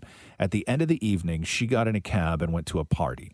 And it was at that party where she met Prince Harry and never spoke to him again, just ghosted him. And he has always accused her of being a social climber, of using people who are above her for her own sort of personal gain and fame and notoriety and opportunity and everything else. And then, so she had him, and then she left that party, went and met Prince Harry, so she no longer needed Piers Morgan. That's sort of the way it looks. But he's not hurt But also, about it. I just don't think he likes her, and I Yeah. don't think he believes her, and I don't think he doesn't feel that she's honest, and he's a big fan of the Queen, and then you wind up where we are today, which is get over it, bro. Anyway, their biggest ratings ever. This is the Roz and Mocha Show podcast. So when everything was guanin with Piers Morgan on Good Morning Britain, he walked off set and then came back and then he quit. His good friend Sharon Osbourne went on Twitter and said, Piers Morgan, I am with you. I stand with you. People forget that you're paid for your opinion and that you're just speaking your truth. And then this conversation carried over yesterday on The Talk, mainly between Sharon Osbourne and Cheryl Underwood, and things got wildly uncomfortable very fast. It appears that you give validation or safe haven to something that he has uttered that is racist. What has he uttered that's racist? Because I have a friend who many people think is a racist, so that makes me a racist. And for me, at 68 years of age, to have to turn around and say, I ain't racist. What's it got to do with me? I'm okay? How can I be racist about anybody? How can I? Well, I tell you, what? We will be right Well, back. what? We have more topics, so don't go away. And I think we should stop this. And don't try and cry, because if anyone should be crying, it should be me. This is the situation. Tell me, when you have heard him say racist things, educate me. Tell me. I have felt that Piers was racist in his stance against Meghan Markle, and the last time he was on this show, I said as much. And what was his answer to you? He didn't feel that. He didn't feel that it was racist. He didn't. If Piers doesn't like someone and they happen to be black, does that make him a racist? No. No. Damn, bro. Got too real. The rest of the show must have been super awkward, huh? I know. And the weird thing is, too, is that they're all sitting so far apart from each other, right? So you really have to yell your point. Yeah. But a lot of people not happy with Sharon Osbourne today. This is the Roz and Mocha Show podcast. Kyle Lowry addressing the trade rumors. These have been going on for a while now. He sold his house in Toronto, and the sort of rumors are out there. But because trade deadline is in 2 weeks. Correct. And this summer, he becomes a free agent. Right. So the question was about those rumors, and then he gives his take on retiring as a Raptor. I will retire as a Toronto Raptor. That if I'm here, I will retire as a Toronto Raptor. That's a one-day contract. Hey, whatever happens. That was a great answer right up until that last part, huh? Yeah. When you say one-day contract, that means your mind is in another city. Yeah. Because the one-day contract, what people have done in the past, in case you're unfamiliar with that, is you get traded, you go and you play seasons for other teams, everything else. And then when you're done your career, you often, sometimes anyway, retire from the team that you had your biggest mark on. So Yeah. you sign that one-day contract, you're a Raptor for your last day on the job, and you retire a Toronto Raptor, right? Like that's the sort of way it goes. I was kind of hoping that Vince Carter would have done that. Yeah, a lot of people were. A lot of people were very shocked that Vince Carter didn't do that. Yeah. I mean, he was the guy, right? He was. that was Vince's team until forever. Yeah. But yeah, play that again for me because it really starts out. I was really excited when I was listening to this because when you listen to it, it sounds like at first he was shooting down all the rumors about being traded. Yeah, like how dare you? Yeah. But then I will retire as a Toronto Raptor. That if I'm here, I will retire as a Toronto Raptor. That's a 1-day contract. Oh. Hey, whatever happens. Yeah. Whatever happens. So in other words, Thanks, you're man. gonna go to Philly. You're gonna see Philly. 76er jerseys. He did, Let's however, say have a lot Lowry of on nice them. things to say about the city. Oh, he did. Toronto has been my team, right? That's been the team I've been a part of. It's been a franchise that helped me become the player I've become, the man I've become. I've helped, grow this, game of basketball, win a championship, this, that, and the other. The connection that we have, it's always been a home to me, right? It's where I've become who I've become. The Roz and Mocha Show podcast. I'm going to break your heart right now. So why would you do that? Because I have to. And I have to break everybody else's heart right now. So the Critics' Choice Awards went down last night. Yeah. And one of the winners was Alan Kim from Minari. And Alan Kim won Best Young Actor, the Critics' Choice Award for Best Young Actor. He's 8 years old. And you have to watch this in its entirety. It's his acceptance speech. Okay. And his acceptance speech is just about the most beautiful, heartbreaking, want to hug the kid thing you'll ever see in your life because he completely breaks down. So listen to Alan Kim's. Watch this right now. Watch Alan Kim accepting his award last night for Best Young Actor. I'm already an emotional guy. I'm telling you, bro. I don't need to tear up now. Please watch. Just watch. Thank you. Thank you. First of all, I'd like to thank the critics who voted and my family, Isaac, Christina, Doug. Oh my goodness, I cried. Dude. Kelly, Susan, Harry, Noel, Will Patton, Mike, A24, Plan B, and the other crew members. I hope I will be in another movie soon. Is this a dream? Is this a dream? Hope it's not a dream. Oh my Is God, this- dude.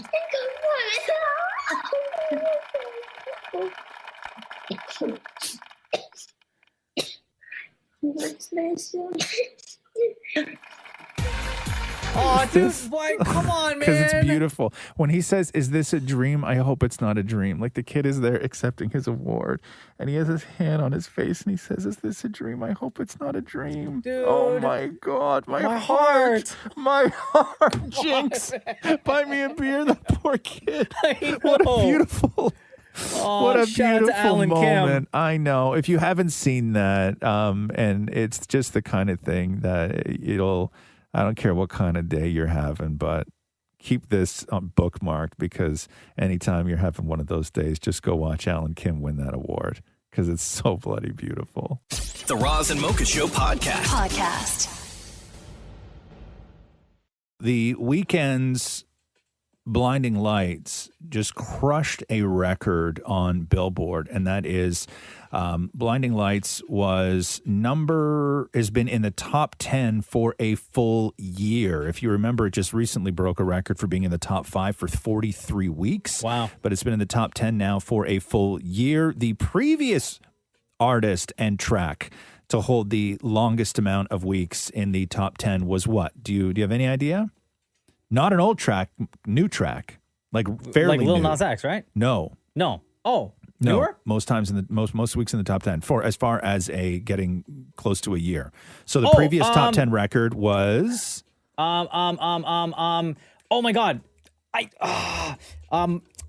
it's my favorite song from the Spider-Man movie.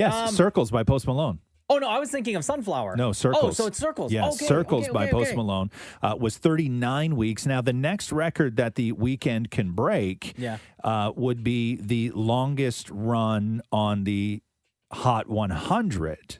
Okay. So right now he's got the full year in the top 10. Broke the record for most amount of weeks in the top 5. Yeah. Now he's looking at the how long you can go being on the Billboard Hot 100. And the track that holds that record with a total of 87 weeks Oh my God. Okay. in the Billboard Hot 100 is Imagine Dragons' Radioactive. What? Yeah. Are you serious? Yeah. Oh my God. All right. Yeah, Imagine Dragons Radioactive. 2012 is when they Damn. set that record. Wow, good for them. Well, congratulations on the weekend. The Roz and Mocha Show podcast. Sid Sixero, formerly of Tim and Sid on Sportsnet, joins the Breakfast Television family officially tomorrow morning alongside Dina Pugliese and the rest of the crew. Now, the show starts at 6 a.m. and in addition to Toronto, Breakfast Television will now air in Montreal, Vancouver, Calgary, Edmonton, and Winnipeg, 8:30 to 10 a.m. Let me just pull up the Zoom feed here. Can you guys hear us? Wait, I can't hear you, honey. Wait, Yeah, I honey, can can't hear move, you. Ross. We're doing it. You just got to put Sid, you just got to put headphones in, man. Hi, Roz. Sid, you put headphones in. This is going well. This is going well, guys. Yo, is this your first time on Zoom? You know? Yeah, bro.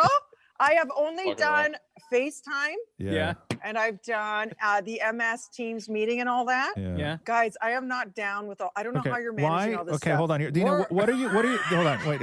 Dina, what are you using to film this right now, D? Apple. What phone are you using right now? I don't know what make this is. It's old. It's got a crack is it in it. no, that no. one. Is it a phone? Yeah, it's a phone. It's a phone. Why is your aspect ratio so screwed up? My what? It looks like you're Ross, you don't know. My what, Ross? okay. Look My, at my aspect. yes. Okay. Yeah. Okay. Okay. We welcome back to the Roz and Mocha Show, Sid Sixero and Dina from Breakfast Television. How are you? Tired. Hi, And guys. excited. Tired and excited. We got a real big day for you guys tomorrow, kicking off the new Breakfast Television national show right across the country. How pumped are you guys? You can go ahead. I'm calling it the hashtag. Not pumped at all, apparently. Nash 90. Nash 90 as a national. Guys, can we just say this is my first time using a Zoom call? So, like, props to that. Yeah. To my... it doesn't show at all. Okay. Can we just, like, does anybody use these anymore except me? I know. Does anybody? Sid, let me ask you this. So the big announcement comes out. You're joining Dina on BT, right? And then we're all looking forward to Wednesday. But I want to get your opinions on this. So when you know that tomorrow is supposed to be your big first day, I would assume that from the day of the announcement until my first day that I would get to sleep in. But you have you working every single morning leading up to your actual. Nobody ever gets asked to work 3 weeks before their first day of work. Well, I got a few days off here or there because the team here were kind enough to give me some days. But I got to be honest, guys. I felt like I had to be in studio last 4 or 5 days just to kind of. Man, I go to bed at 3 a.m. every day for basically 36 years. Like that's been my life, right? Yeah. So now I'm just reversing it. I'm getting up, and just the thought of that freaked me out a bit. So it's been actually a blessing to come in and not only get on the clock, but to watch Dina and this incredible team. It's going to be an adjustment. I actually think I'm hanging in there pretty good. Talk to me after tomorrow's show. Hopefully I don't completely screw that up. But I feel good. I feel good. Roz brought up a good point a couple weeks ago when we were talking to Dina about your schedule, Sid, and what's going to happen when there is, let's say, a playoff game that starts super late, like a West Coast game that starts Eastern at like 10 o'clock at night. What are you going to do on those nights where there's a game you really, really want to watch, but you got to get up early the next day? I can't. I mean, there has to be a point where I got to cut it off. Like I'm going to have a 1 overtime rule here. Raptors, Leafs. I'll give you 1 inning of extra innings before I have to call it a night. And then we'll figure it out. It's more loopy that way. I think the shows might actually be good. I think that the harsh realization, and anybody who's sort of done these hours knows, is that when you break your rules one time, okay, it's not that you're going to, in your head, you're going to be like, okay, the next day, listen, it's a late game on a Thursday, and then I just go into work on Friday, and then it's going to be fine because then I just got to get through one show on Friday, and then I got the weekend. When you break those rules one time, it doesn't mess up the following day. It messes up the following 4 days, just so you know. All right. Is that true, Dina? Especially like after 35, forget about it. You feel perpetually jet lagged and hungover, Sid. All right. So what did I Also, say? I'm 2 years Get to away bed from that. early. That's fine. That's great. Oh, No problem. okay, I'm only 33. fantastic. Hey, Sid, what are you looking forward to the most, or what are you most excited about joining the BT family officially tomorrow? Well, I've been blessed to work with incredible co-hosts in my career. I'm very lucky. From Tim McAuliffe to someone like Dina Pugliese. Dina's a legend. And for what people don't understand, like Dina off air is what you see on air. and that's rare in our business. And just to be able to work with her and to talk about everything, guys, like everything. Yeah. Like Dina gave me 5 minutes. In what world do I get 5 minutes on the Queen's controversy going on right now with Meghan and Harry? Like normally I would never have that, but you know why, Sid? When I'm you really speak, excited. we listen. You have so many opinions to share, and you're so passionate about everything in life, not just sports. Like, you're fantastic at that. We saw that for many years. But you also want to branch out. You want to talk about Meghan and Harry. You want to talk about Italy versus Portugal. You want to talk about hot dogs and what condiments go on top. Like, all that stuff. You're so passionate about it. You get to do it here. So, Sid, let me ask you this. I've known Dina probably 25 years now. True. And she is one of the dear people in my life. Dina and I agree on nothing. Nothing. Where are you guys on your tastes in movies and TV shows and foods? Do you agree more than you disagree? Or are you coming to my world now where you somehow make it work with somebody who you appear to have zero in common with? I mean, Roz, we may speak in 3 months, and I might look at you and say, dude, you were because I don't know. Oh my God. Dina and Sid from Breakfast Television, you know we love you guys so much. We are so incredibly proud of the new national venture that Breakfast Television is going on starting tomorrow, 8:30 to 10, right across the country. Sid, welcome to the BT family. And again, we can't express how happy we are for this new adventure that Breakfast Television is going on. Love you guys. Appreciate you. Ciao. Bye. The Roz and Mocha Show podcast.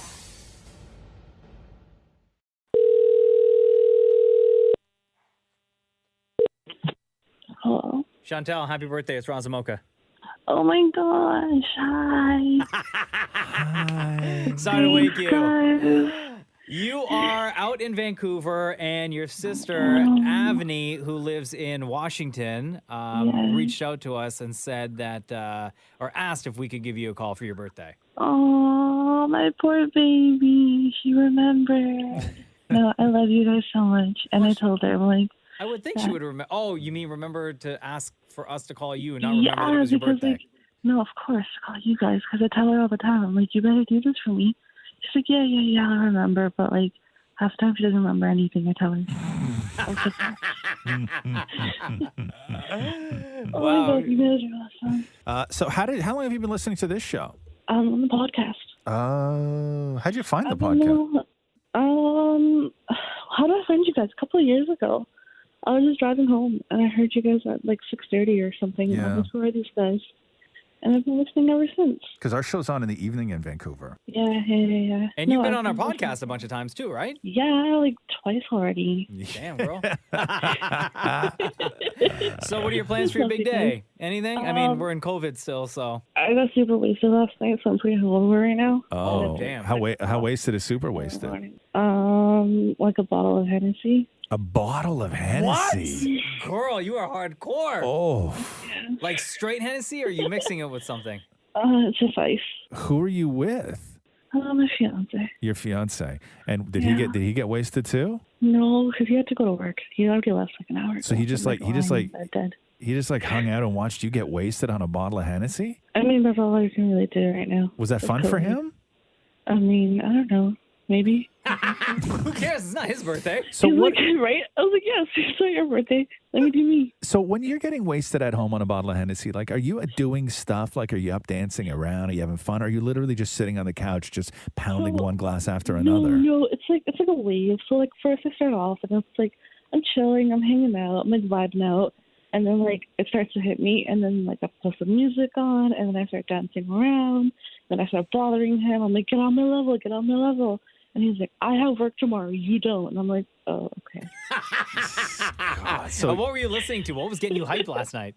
Oh, Drake all day, every day. Yeah, right? Come on now. That's crazy. And a lot of throwbacks of 90s and stuff like that. So you were basically the drunk annoying girl at a party, but it was your party, and the only other person there was your fiance. Exactly. And I was FaceTiming everybody last night. Everyone and everybody. It was.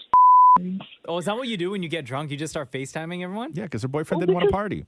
Yeah, and I couldn't see anybody. I was FaceTiming my girlfriends, FaceTiming my mom and dad.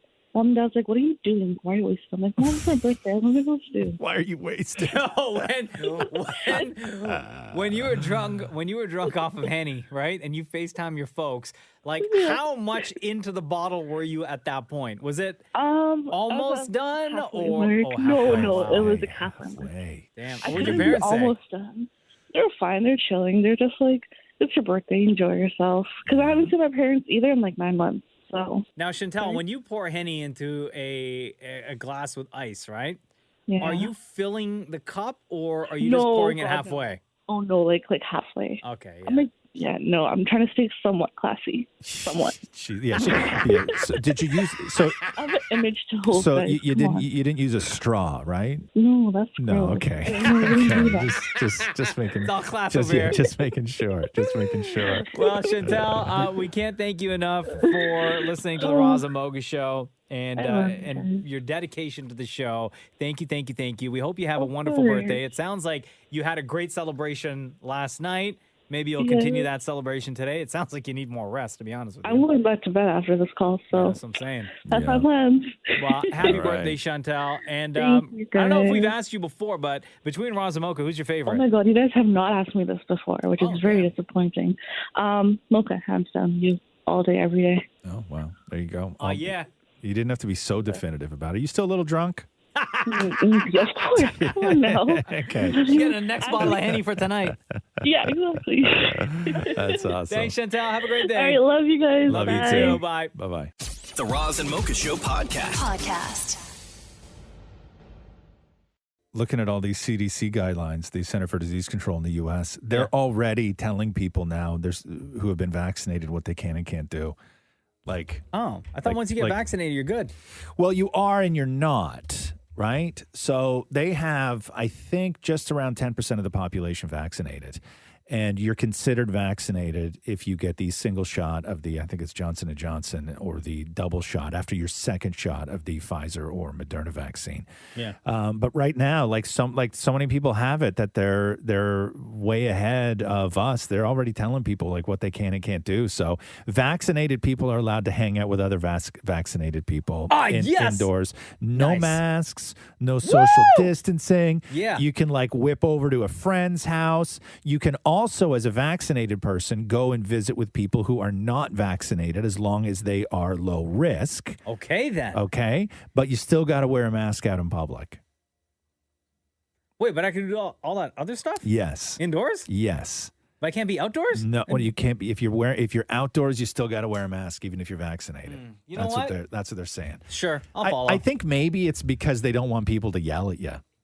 For not wearing a mask, Right? Yeah. right. Yeah. And it's not like you can say, hey, I got vaccinated, jabroni. Right. And then for that person to believe you, right? Right. And they were 'Cause talking. then anyone can just scream that and out. they were talking about issuing green cards to people, like pass cards that would allow you into events, that would allow you to buy basketball tickets or yeah. Too easy to manipulate and too easy to get a fake one. Yeah. Way too easy. Yeah. You think so? Yeah. All you need is a computer program and a printer. But what's the benefit of that though? You can go and get places without wearing a mask. I know, but then you get COVID. There's a downside. It's not. Oh, yeah, that's true. Right? It's stupid. Yeah. Yeah. So anyway, so they're already at that level. My mom doesn't even have the vaccine yet. You know what I mean? Do your parents? Did they get a notice at all? No. No. I know a couple of people whose parents have. Yeah. My parents are still not in the demo that they are. How old are your parents? They're still in their 70s. Yeah, still in their 70s. Can you? Excuse me. I just hiccuped. Oh my God! You have COVID? I just hiccuped and coughed at the exact same time, talking about COVID. Also talking about being old. This is the Roz and Mocha Show podcast. There's a McDonald's in Chicago that's testing out automated service at the drive-thru now. Didn't they do this with the kiosks? Wasn't that a big deal when people started freaking out because you had to go to an ATM machine inside the McDonald's to... Say that again? That was just a push button thing originally. Now they've done it where you actually the thing will speak back to you. Yeah. So But is it AI? Is it a person? It's AI? Which one? The one that No, now. Now it's AI. Really, huh? So you give your order, it listens, and then takes a little bit of time for it to translate to computer mode. Gotcha. To let the human on the inside of the building know what it is you want. They're saying, McDonald's is saying, this is in an effort to concentrate so that the people inside the building, inside the restaurant, can efficiently put orders together and concentrate on those orders, right? Okay. As opposed to having a human body behind the microphone taking your actual order. So somebody recorded the interaction they had with the AI at this McDonald's in Chicago. Welcome to McDonald's. We're currently serving a limited menu, so please review the menu before ordering. Let me know what I can get for you. Can I get 2 medium Oreo McFlurries? Medium? All right. Would you like anything else? That's it. Okay. Your total will be $6.58. Please pull forward.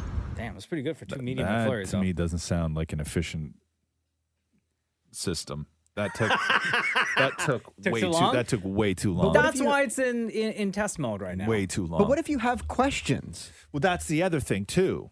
Like, what if I say, "Hey, can I get mac sauce on the side?" You know what I mean? Like I'm sure it would take a little bit longer for the AI to recognize what you're saying and then to repeat or to say, can you repeat your question? Right. Or, yeah. Like, no, you can't. I don't see how not that. I don't compute. see how that is more efficient. I understand that you want to keep the people inside the building and keep them efficient and working and all these other things, but that going to the drive-through, that does not need to take any longer than what it actually does. Yeah. And when you train, when you get those workers who work in the drive-through, they're real fast. Like, they are lightning fast. But I will and say you got to this. move those cars along, baby. My experience, and I won't say where, but my experience with drive-thrus have majority of the time been pretty bad. Where I will order, unless I'm ordering a coffee. Coffee, it's like pretty simple. Okay. Except that one time I ordered a coffee and I got a hot chocolate. Okay. That's a win-win. Hey, no, too sweet for me. No, Oh, thanks. I'd be so happy. That's a big mistake. That's like a really big mistake, that's, right? They're not. The machines aren't even beside each other. No, and the thing is, that day that it happened, it was like right in the morning where this would have been my first coffee of the day. And you Yeah. look forward, if you're a coffee drinker, you look forward to that first coffee, that first sip. Yeah. And then my day was ruined Yeah. when No, I you took can't that do first that. sip and it was Nah. hot chocolate. I That's was like, super what is weird. this trash? Yeah. But I have had experiences with the drive-thru where they do want to be quick, try to be efficient, but they still screw up the order. Yeah. Right? And then I'm not going to go back into the restaurant. At that point, I'm just like pissed off and I drive away. But what if you have a routine? Like, I used to have a routine when I would go to the drive-thru where it was always the same person, and they recognize your voice, and you had a little bit of a banter. And a Like, good you're morning. worried that the machine's not going to be a fan? Is that what you're worried about? Hello, damn it, Maury. Welcome back. It's good to talk to you again today. We went to we stopped at a Tim Hortons the other day, and you know at Tim Hortons when they put everything in that big white tray, Yes. and it has the handle on it, and then they just stick it towards your car. Catherine tried to grab the whole tray. Bro, I right? did that too once. And oh my God, the woman, like she lost it, right? Yeah. She lost it. And Catherine looks at me and I'm like, what are you doing? And she's like, how am I supposed to know? And I'm like, you think they give you Tupperware now? Like you think that big That'd be amazing. But you think that big white like car tray is yours to keep now? Like that's the new system is that they're just giving everybody like full containers? So one of the first times that we went out to get drive-thru after we felt it was safe, we went to A&W, and the lady had the big tray, and I went to grab the whole thing, and I guess she didn't think that I was going to grab the whole thing. Yeah. So it was like a shock for her because I grabbed it and it like slipped out of her hand. Right, So half yeah. of it was already in my car. Yeah. And Jenna was sitting beside me. She's like, Yeah. no, don't take the tray. But why wouldn't you take the tray? I know. That's what I'm saying. I just thought it was like a new thing for COVID. I think it's a distance thing, okay? Don't put it so far into my car if you don't want me to take it. That's so true. The Roz and Mocha Show podcast. So Disney had their big sort of shareholders meeting. Yeah. Okay. And this is a chance for all the shareholders to ask the new CEO, Bob Chapek, all sorts of questions. And two of the things that came up were, one, dealing with the firing of Gina Carano, Uh-huh. and two, people calling for Kathleen Kennedy to be fired. Why? Well, because people want Kathleen Kennedy fired because of the way that the sequels turned out and everything else. There's a lot of people who are not fans of Kathleen Kennedy, Like Last Jedi and for stuff? various reasons. Right. But did she greenlight Mandalorian, all this other stuff? Like there's a couple success stories in there, but then how much of that is on Jon Favreau? Like who knows, right? Yeah. And for anybody thinking that Kathleen Kennedy is somehow being unfairly treated, I can only point to the hate that Star Wars fans gave George Lucas for 30 years. Yeah. Right? Which was like an incredible amount of hate. But George Lucas ruined the movies.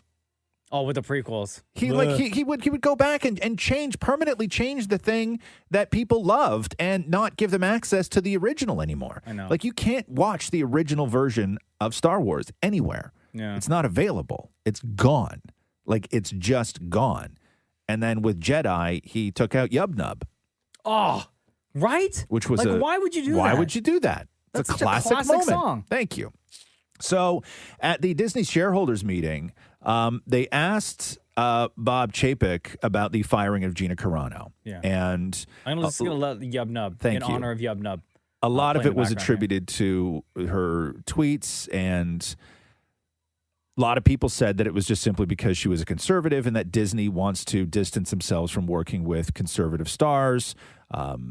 Maybe there's a reason why Tim Allen isn't Buzz Lightyear anymore. Yeah. Conservative. So his answer to that was, I don't see Disney as characterizing itself as right-leaning or left-leaning. He goes on to say that the values that they have are universal, such as decency, integrity, as well as in making content that is reflective of the rich diversity of the world that we live in. And then somebody else asked if Kathleen Kennedy, who's been running Lucasfilm since 2012, would be fired and replaced with Jon Favreau. Oh, wow. And Chapek said this, that he's absolutely thrilled with Kathleen Kennedy's performance. Quote, "We look forward to having Kathy directing the activities of the entire Lucas operation for many years to come." Wow. So that right there dispels all the rumors that had been swirling that that they were looking for a way to get rid of Kathleen Kennedy. Huh. Also Yub Nub. Yeah, hashtag justice for Yub Nub. This is the Roz and Mocha Show podcast. I love this part of the podcast. Hell yeah. News time. Hey, Mocha. Yes, sir. Are you ready? Of course. Are you ready? Let's do the news. A Roz and Mocha Show and Kiss 92.5 News Break. So Paris Hilton gets her apology from Sarah Silverman. This has been going on all week ever since Paris did her podcast, talking about the times that she felt that she was mistreated and sometimes viciously by people who made jokes at her expense. And the Sarah Silverman monologue and roast from the 2007 MTV Awards was one of the ones that Paris talked a lot about, and her sister Nikki was still livid over what Sarah Silverman said back in 2007. So this is part of the monologue from 2007 at the MTV Awards. Paris Hilton is going to jail.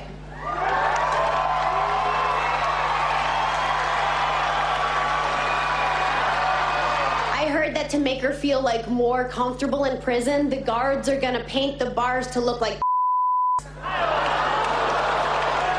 I just worry that she's gonna break her teeth on those things. So that was part of it. And Paris went on her podcast and talked about how awful that made her feel and that she never got an apology. Sarah Silverman did say that she wrote a letter to Paris Hilton afterwards, but I guess she never got it. But Sarah Silverman yesterday took the opportunity to formally apologize to Paris Hilton. I said some very hardcore jokes about her. The crowd went bananas. And while I was thrilled at the success of my monologue, I remember spotting her in the audience. And I remember seeing that look on her face. And my heart sank because there was a person under there. So here I am 14 years later telling you, Paris, that I am really sorry. I hope that you accept my apology, and I hope that you feel my remorse. I felt it the second I saw your face that night.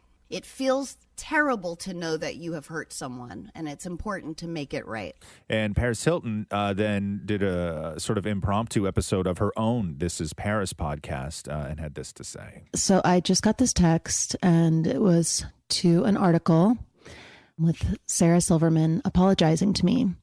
And then I went and listened to her podcast, and she basically made like an 8.5-minute apology to me. And she was so genuine and so sweet, and it really moved me. I felt just emotional hearing it, and I could tell that she really did mean what she said when she was apologizing. Sarah, thank you so much for your apology. It means so much to me, and we can start a clean, fresh slate. There you go. The Roz and Mocha Show podcast. At around 11:30 last night, Wayne Gretzky and his family announced the death of Walter Gretzky. I said for me, he was the reason I fell in love with the game of hockey. He inspired me to be the best I could, not just in the game of hockey, but in life. We miss him so much, but know that he is back with our mom, and that brings me and my family peace. So Walter Gretzky was 82. He had been battling Parkinson's for the last couple of years. So Ultimate hockey dad, man. Ultimate hockey dad. Everybody's hockey dad. Yeah. This is the Roz and Mocha Show podcast. SpaceX, the Starship, they've been launching these things in test runs for a while now, and they just keep exploding on them. They can't figure it out. They can't figure it out, but they'll get there. They'll get there. But when you listen to the sort of reaction, the play-by-play from the guys who are there on mission control, when excitement turns to, oh no, really? Oh, no. You got to listen. So this is when they think that it's coming down and it's going to land back on Earth safely, and then everything just goes to hell. Oh, look, coming through the clouds. Starship Look at can do that. it. Look at that. Oh, my God. Look at this. Blending like deployed. Oh, my God. You can do it. You can do it. Is it going to stay? Is it ready? It did it. No. It did it. Yes. It's on the ground. Vertical. It's vertical. There is a fire down there. Uh-oh. Uh-oh. So if it was a slightly little faster... Whoa. Whoa, whoa, whoa. Whoa. Oh, my God. There you go. There's your methane leak. Boom. Wow. There's your methane leak. Yeah. The Roz and Mocha Show podcast. A lot of Americans on Twitter this morning freaking out over a couple of things. One, because Kyle Lowry sold his house in Toronto. And so a lot of Raptor fans are like, well, what does that mean? Because I think he just bought a bigger crib. Because I think he sold it for a loss, too. Oh. Right? Oh, so he really had to dump it. So I don't know. But You bet. Kyle Lowry, don't be playing with us, man. so I mean, play with us. So they But you know what I mean. they tweeted it out saying Kyle Lowry sold his house for $5.2 or something like that $1 million. But the best part is that you go through the reactions of all the Americans who are commenting on the story, and they are just so blown away that the house that he sold is worth $5 million. Oh, really? It's a whole bunch of comments like, "Come to Texas, that house is $300,000 tops." Right? So people are like, for $5 million, and you still got neighbors. Like, people cannot believe. Yeah. People cannot believe what a $5 million house looks like in Toronto. When you start doing research on real estate in the U.S., as I know you have, All the Roz, time. property out there, Yeah. big, massive property is like nothing. Huge houses. Nothing. There's some property in the States.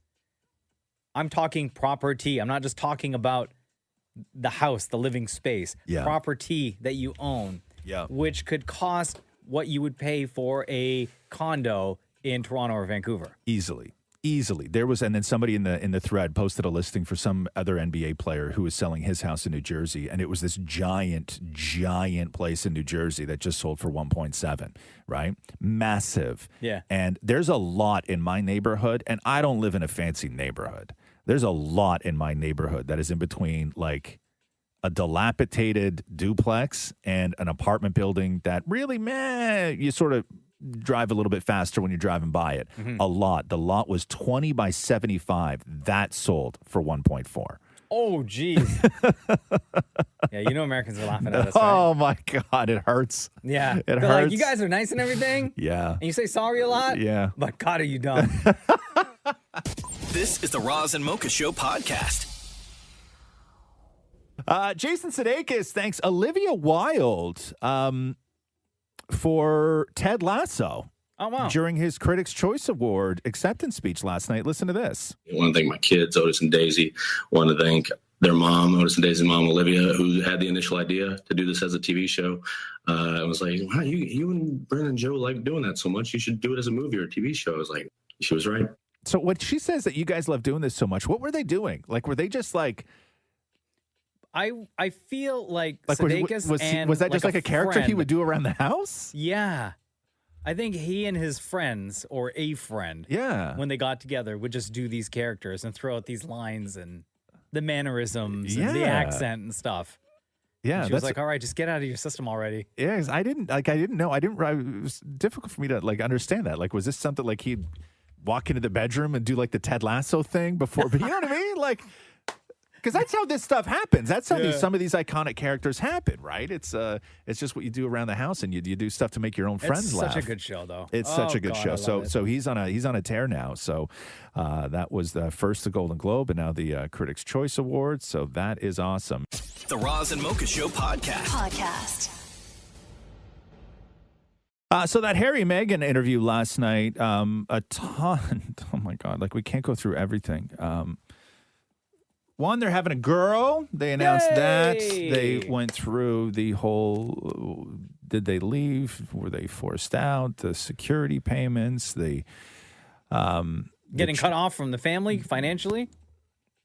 Yeah, there was one moment, though, where I don't know, from what I gather from people on social last night, there was one thing where maybe Harry wasn't the most truthful or accurate about the situation, because when he talked about getting the funding cut off while they were here in Canada, and then they moved to the States in March when the borders were going to be closed, the way I understand it is that we as Canadians were paying for security from like November until the end of March. Yeah. And that was never he didn't mention that, right? Like there was no sort of acknowledgement of that. So I know a lot of people were like, were a little bit bent out of shape about that. But the biggest revelation was the concern, and Meghan told the story first, and then Oprah brought Harry in after, was the concern that from somebody based on a conversation that Harry had when Meghan was still pregnant the first time around with Archie, whether their son, when born, was going to be too dark. And so this is a bit of the piece of the interview from last night with Oprah and Harry. Meghan shared with us that there was a conversation with you about Archie's skin tone. What was that conversation? That conversation I'm never going to share. But at the time it was awkward. I was a bit shocked. Can you tell us what the question was? No, I'm not comfortable sharing that. Okay. But that was right at the beginning, right? Like, what will the baby look like? Yeah, what will the kids look like? Yeah, what will the kids look like? But that was right at the beginning when she wasn't going to get security, when members of my family were suggesting that she carries on acting because there's not enough money to pay for her and all this sort of stuff. Like, there was some real obvious signs before we even got married that this was going to be really hard. And then Oprah this morning talking to Gayle King, following up on that clip from last night where she wanted to give more information and clarify something. Listen to this. There's a big guessing game all around the world. Who was it? Who was it? Who wasn't? I thought it was very touching that Harry still is choosing to protect the identity of whoever that was. Yes, and he did not share the identity with me, but he wanted to make sure that I knew, and if I had an opportunity to share it, that it was not his grandmother nor his grandfather that were a part of those conversations. So everyone on Twitter last night were saying, well, it's got to be his dad, Prince Charles. Yeah. Or the brother.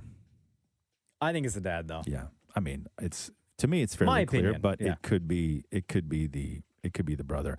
This is more from Oprah this morning on CBS with Gayle King. Do they think it's a toxic environment, or do you all just think it's a toxic environment because you're now out of it?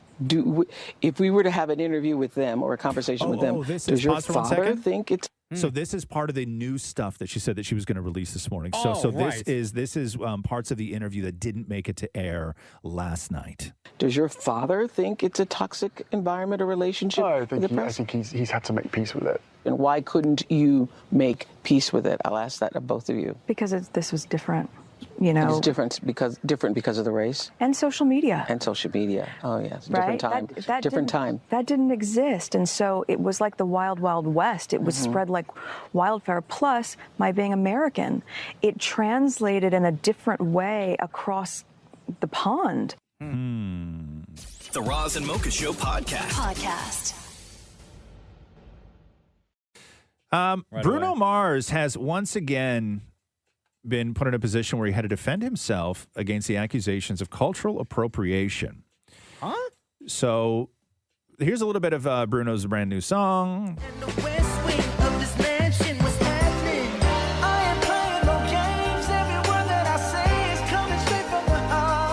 So this isn't the first time that Bruno has been put in this position. So Bruno Mars is of South Asian descent and Latin American heritage, and his mom's from the Philippines. His dad is Puerto Rican.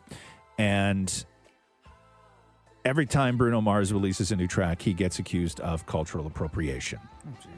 And this is what he had to say. He said that the music comes from love. If you can't hear that, then I don't know what to tell you. We're wearing the inspiration on our sleeve. What is the point if we as musicians can't learn from the guys that came before us? Why did they even do it? Bruno went on to state that the criticism, quote, comes with the gig. There's real merit to what people are saying about black entertainers not getting their flowers, you know. I'm championing with that. I'm with that. So he's, I guess, putting himself on the side of the, what's the word I'm looking for? Honoring. Right. Rather than appropriating, which is what he gets accused of every time he's got a big song out. Yeah, I didn't know that. I didn't know that he had gone through that. And then I started researching it today, and this is like the third or fourth time now that he's had to sit down and sort of explain why he feels that he's allowed to play this kind of music, which is... But he's a pop star, though. Yes. Right? Yes. He makes pop music. Right. But he makes, to a lot of people, pop music that's a little too black. I've never thought that in my life. No, I know, but that's the accusation, though. That's the accusation, and this isn't the first time that he's had to. Does Eminem go through this? I mean, Eminem went through a lot. I know, but what I'm saying is appropriating black culture. Right. No, but I don't think. But geez, it's because once you go down the Bruno Mars argument, right? Right. Then you have to open it up to everybody else that's been right. That could be in that same situation. Yes. You know what I mean? Shem, come in here for a second, please, because I don't want to say the wrong thing here. I think that what I'm getting, because I'm no expert in Bruno Mars being accused of cultural appropriation. Yeah. But I think that what I'm getting from a lot of the criticism is that he's not black, but doesn't make any effort to clarify that when the assumption is that he is black. I don't know that the assumption is Bruno Mars is black, because, I mean, I can tell you I've never thought that Bruno Mars is black. Right. It's never come up in my mind. Okay. I think it all has to do with, like you sort of said, like just making sure that you're acknowledging the fact that this is, you know, historically black music that you do, and he is a pop star. And that's the thing. He's a pop star, a mainstream pop star that is... excelling by performing black music, right? If he was a little bit more fringe, or he was just more so on the R&B side and not on the top 40 sort of mainstream side, I don't think you would hear as much of this sort of outrage. Right. That's what I think. But is it because like he is just so far in that direction musically? Where he's not even kind of like on he's full on that style. I think it's for the same reason that people like Justin Timberlake have been called out for that as well, right? Because these are people who are mainstream big mega names that are making, you know, great music and profiting in a major way off this sort of music. Now that said, Mocha Shem, his new song, any good? You guys like it? Yo, sexy. Oh my God. I like that. Puts me in the mood. Okay, here we go. You like it? You gotta like it. You gotta like it. the Roz and Mocha Show podcast. Prince William, the Duke and Duchess of Cambridge, were carrying out a morning engagement today at a school in East London where reporters were there. And you listen to this, it's really difficult because William does not stop and talk. He just sort of is carrying on as they walk into the building, trying to answer these questions quickly that the reporter asked. The first one is, you'll hear it. He says, the first question is, have you spoken to your brother? The second question is, are the Royals a racist family? So So listen to this. Have you spoken to your brother since the interview? No, I haven't spoken to him yet, but I will do. And can you just let me know, is the royal family a racist family, sir? No, we're very much not a racist family. So he says, is the royal family a racist family, sir? And he says, no, we are very much not a racist family. And his answer to whether he's spoken to his brother or not, he says, no, I haven't spoken to him yet, but I will, is what he said. You find that weird that they haven't talked yet? Oh, that interview absolutely. happened Sunday? Yeah. Yeah, weird, right? It would have been like Sunday night. Right. Like, what's up, little bro? Yeah. Let's chat. Yeah. The Roz and Mocha Show podcast. Gillian Anderson is doing an interview last night, and she was asked about this whole accent thing and Alec Baldwin, because people were on the Golden Globes when Gillian Anderson accepted her award. There was a lot of people that were like, wait a second, she doesn't have an English accent, because she was talking like in an American accent. Well, she was accepting it, and that threw a lot of people off. And then Alec Baldwin got involved because his wife, Ilaria, went through that whole thing pretending that she was Spanish when she's really not, and accused of faking the accent.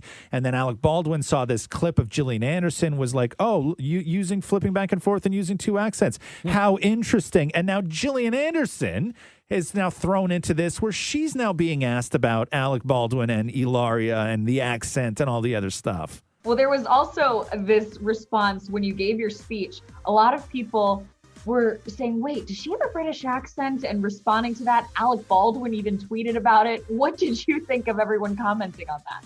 Well, I don't have social media on my phone, so a couple people texted to say that something was going on. I mean, I didn't pay any attention to it because it's just something that I'd live. I grew up between two countries, and so depending on who's in my ear is which direction my accent goes, and so I'm so used to it that it's kind of old news for me. So I mean, I've met Alec before, and I've met it, and I think he said he was going to reach out to you about it. I haven't heard from him. It doesn't matter. I mean, it's so not a newsworthy item, but I'm sad that it caused him so much distress. Straight up American accent right there too. I'm sad it caused him so much distress. I was really, really listening to hear if I could hear if there was like any type of like British in there. Right. Well, the story with Gillian Anderson that we've said a million times is that when she's on American soil, she uses an American accent. As soon as she gets off a plane in the UK, she talks with her English accent. That's just, hello. Yeah, exactly. Roz and Mocha Q&A. This part of the podcast is always so much fun because we get to answer the questions that you submit on Instagram and, of course, on the phone. Dallas, what's up? Hey, Mocha, how's it going, buddy? Good, man. You've been on the show like enough times, right? Well, I mean, you answered a couple questions, but or maybe that's why. Yeah, because I always see your name pop up. Or girlfriend, or wife, lady friend. Oh yeah. Yeah. My lady friend, my wife. What? So Dallas, what is your question for the room? It's actually for Shem. So if you want to bring him in. Yeah. Oh yeah, he's here. All right. Hey, Shem. Hey, bud. So I was wondering, what is your favorite song to sing in your choir? Oh, wow. Good question. Because you're the choir director, right? Yes, that's right. I'm the choir director. I've got a few songs. There's one that's a little bit more. There's one that's slower called "Rise Up" from Andrew Day. You know the song? Do you want me to like sing it? Rise up, rise up. Yeah, isn't that it? Get into the rhythm. That is so not the song. Do you choose the songs for your choir? I choose all of them. Okay. Yeah, it goes more like, and I'll rise up. I'll rise like the day. I'll rise up. Like exactly what I just Exactly did. like you did, yeah. And then there's another one that's called "This Is the Day." Actually, can I get your guys' help with this one? All you need to do is clap. That's all you need to do. Just clap on beat. Clap on. Oh gosh, on beat. Yeah. So just Maury's excluded. Maury cannot clap on beat whatsoever. Yeah. All right. There we go. It goes. This is the day. This is the day that the Lord has made, that the Lord has made. yeah. I will rejoice and be glad in it, glad in it. This is the day that the Lord has made. I will rejoice and be glad in it. This is the day.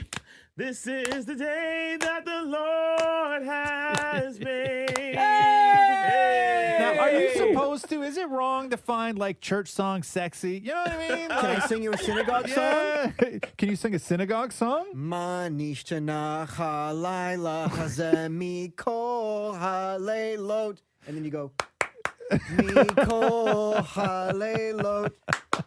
Ein anu matbalim. Is that in the official lyrics? That laugh and wheeze? I do that every time. There you go, Dallas. Oh my God! All right, that was fantastic. It's been a year since I've been listening to you guys, and so I've started re-listening to the podcast to see if I can break my record of how fast I listened to you guys last year. Oh wow! So, how fast was it last year? We'll see. Well, I started in late February, and I guess at that point you guys were around 142 or 3, I think, and I think I finished it by mid-June. Oh wow! All the episodes? Damn. Yeah, including all the new ones you had released between like February and June. I caught all the way up to it. Damn, that's impressive, Dallas. Well, before we let you go, between Roz and Mocha, who's your favorite? Ooh, well, I answered it last time, and I hope he remembers because I know his memory's not that great, but it's definitely still gonna have to be Roz. Of course, I remember. Okay. No, you don't. Thanks, Dallas. Thanks, man. All right, thanks, All right, guys. brother. Later. See you, man. Yo, Cole, what's going on? Good. How's it going? Good, buddy. Welcome to the Roz and Mocha Show podcast. Thank you very much. What is your question for everybody here? Okay, so my question is, what set of items could you buy that would make the cashier the most uncomfortable? Easy. What set of items could you buy that would make a cashier the most uncomfortable? Wait, Cole, clearly you've given this some thought already, which is why you're asking us. What is your answer? Well, I have, there's a couple obvious ones, but a box of cake mix, some rat poison, and a sympathy card would be one for sure. Oh, wow. That's a good one. Yeah, that would be. It's a little dark, but no, I'm with you on that. Yeah, I was gonna say murdery things. Yeah. See, I was gonna say like body lotion, rope, and duct tape. Yeah, like murdery things, right? But I was also gonna say like leather whip, condoms, and lube. Yeah, but what store are you going to? If you're going to the leather whip condom and lube store, they're not going to feel uncomfortable when you buy leather whips, condoms, and lube. That's sort of what they do. That's true too. Yeah. Right? Like you have. It's like if you go to Canadian Tire, right? Yes. You could easily get a crowbar. You could get rope. You could get a hammer. You could get a balaclava. Right. Right? You could get like a full onesie mechanic suit. Yes. You could get... But that wouldn't make them uncomfortable, though, if they sell that. I think what would make it uncomfortable is if you were handling everything while wearing rubber gloves so that your fingerprints wouldn't get on anything. Well, no, because it's not uncommon to see people out right now with gloves, right? Yeah, I'm trying to think of what would be... Oh, or if you say to the cashier, can you stand still for a minute and, like...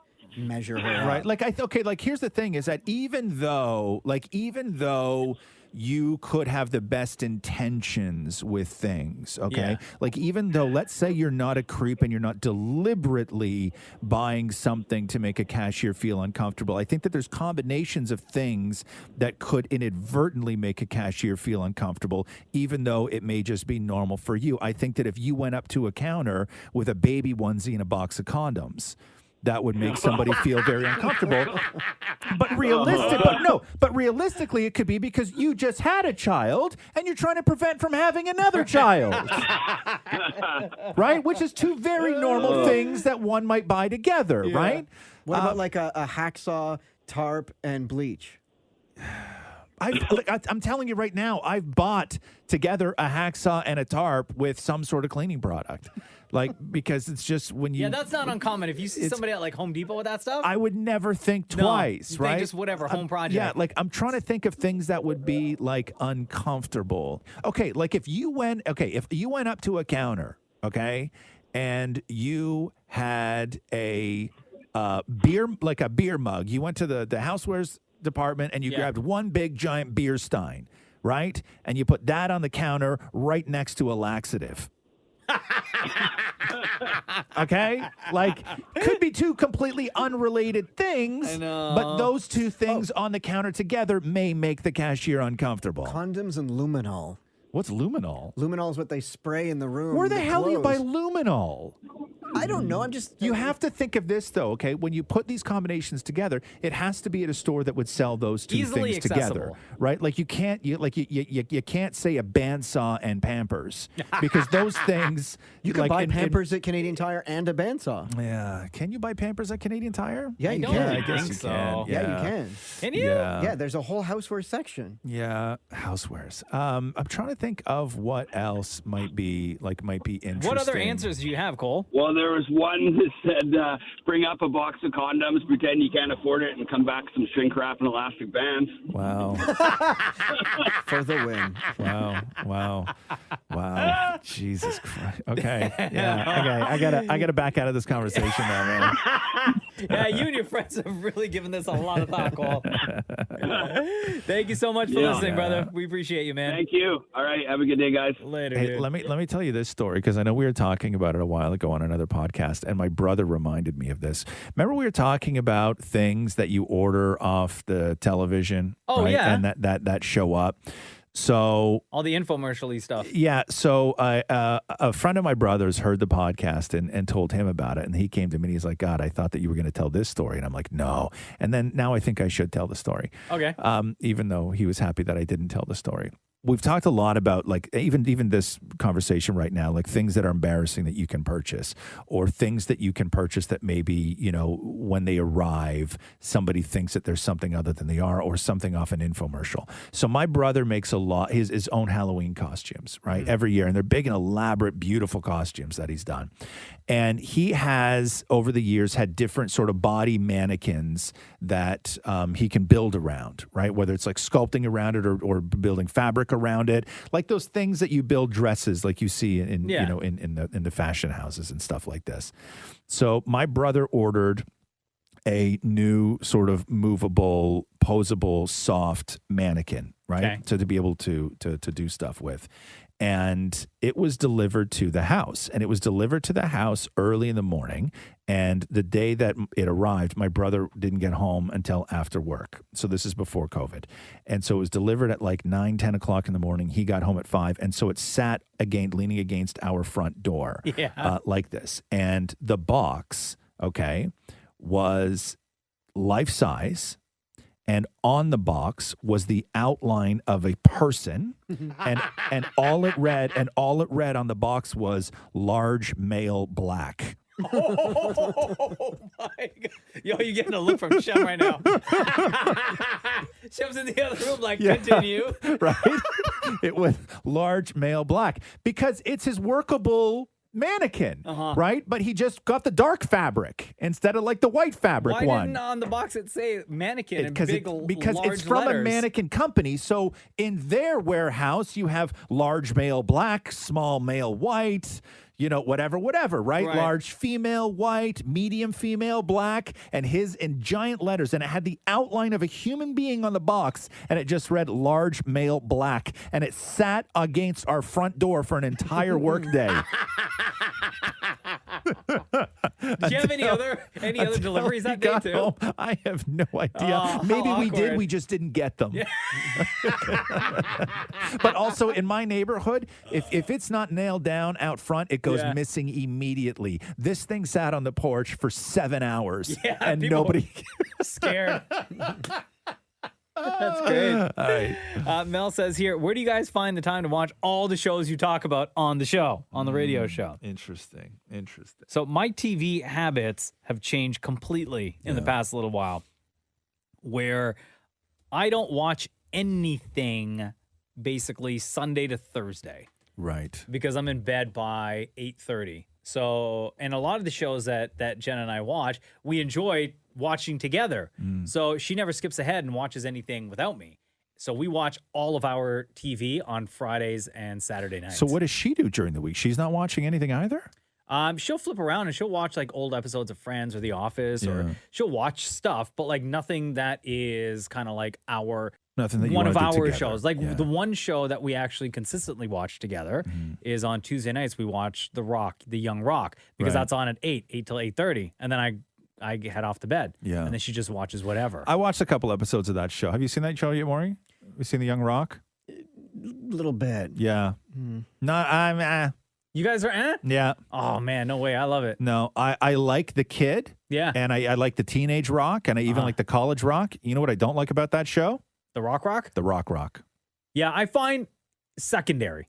I That don't- for me is secondary. That storyline of him like running for president, think that's all secondary. it's- I want to see all the stuff with the other kids. I don't know why they did that.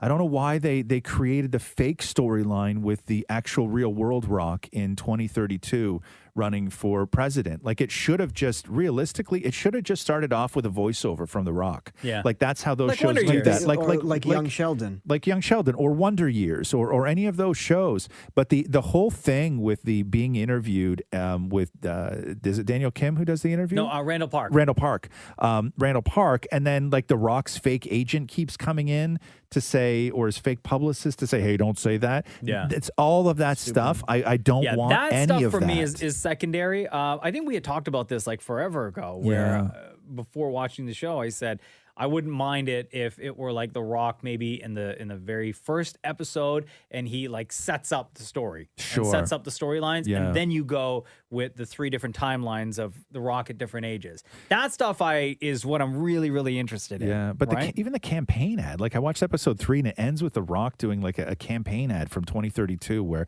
it really, really takes away from the specialness. I agree with because that. I'll tell you this thing is that I want to believe that these stories that they're telling on the Young Rock are based in some sort of truth and reality, right? When you frame those stories in a fictional context of The Rock running for president in 2032, where he's doing these campaign ads with a phony publicist and everything else, it lessens the stories that he's telling on the show. Yeah. It makes them seem less real or less important because it makes everything look phony. So back to the question, because you, as we know, you do this radio show and then Yes. you do ET Canada, which Uh-huh. takes up all of your entire day. Yeah. But then you come in here the next day and you talk about all these TV shows and or movies that you've watched either Right. during the week or on the weekend. Like, where do you find the time to contain or to consume all that content? I'm up much later than you are. Yeah. So we went through years ago. Like if you listen to the early days of this show, when Roxy was first born, when you have a baby at home, you can watch anything, and Yeah. it doesn't matter because your kids never sleep and they got no responsibility, anything else. So Catherine and I were watching that is back in the day of like all like Dexter, Oh, yeah. and True Blood, and all of those shows where the kid could be sitting on the couch with you and it didn't matter, right? And then when they get a little bit older, when they get to like 2 to God knows how old, you have to really watch. You can't watch those adult shows when the kid is awake. So your TV habits change where you kind of went back and we would watch like more family type things. And then when Rox went to bed is we would watch everything on PVR, Grey's Anatomy and SVU at the time. And I think we were still watching CSI at the time. Like all those shows. Now that Rox is older, Roxy and I have so many shows in common that we both love. So she'll come Not home. the prison documentaries, though. No. But like Catherine and Rox watch like Supergirl, right? Yeah. Like that's one of their shows that they watch together. So we watch a lot of that. But then when Rox goes to bed, 8:30, I don't go to bed until 11. So I really have from 8:30 until 11. Sometimes Catherine and I will binge 2 shows and do a movie. Damn. After Rox has gone to bed, and then I'll stumble down bed like 11:15 sometimes on a late night. Yeah, but I managed to watch everything. Wow. That I don't feel like I'm missing something. I watch less TV on the weekends than I do during the week. I watch very little Really? TV on the weekends. Interesting. Yeah. Most of my TV is done during the week. Yeah, Maury? I watch my weekday shows when they're happening because I like to just know stuff. Right. And then we will use Friday night, Saturday night, or Friday night. When you say a all day. weekday show, give me an example Like a of a Law and weekday Order, show. Young Okay. Sheldon, Gotcha. Goldbergs, like the shows I love to Right. that Half Matthew doesn't hour care to about, an hour. that I'll Yeah, just yeah. watch on my own. I gotcha. Or Big Brother's back now, so we'll Right. watch those together. So you But don't do like a lot of multi-episode Netflix during those the are week. Friday night, all day Saturday, Yes. Saturday night. Gotcha. Okay. Like cool. we started, what is it, Behind Her Eyes or whatever? Yes. So we're on doing that now, Yeah. and some other stuff. What So- episode are you on? Behind Her Eyes. 2. Have you started watching this yet, Mocha? No, Behind Her Eyes. that's next on our list. It's- We'll probably it's end next? up watching Yeah. this weekend, maybe. Yeah. And so where are you on episode 2? Oh, I know where you are. Yeah. Yeah, so it's. I got you. At first, I'll be honest with you, that was one of the show we both looked at each other going, what are we watching? Yes, but like that's at first, yes, after, absolutely. Like during episode one, I asked Matthew, I'm like, do you want me to stop this? Yeah. Like, because Yeah. we were both not into it. Yeah, don't though. It's a good watch. Yeah? It's Alright. a good watch. Already says here, what is your favorite quote from another person? I don't have one really. Oh, Dan Mori? I'm trying to think. Like, do I have a favorite? do I have a always go to my favorite quote? favorite martini quote. That's all. When anybody But do you know asks who me- said it though? No, because the funny thing is, in the book I stole from a martini bar where I originally read it, Yes. it says unknown source.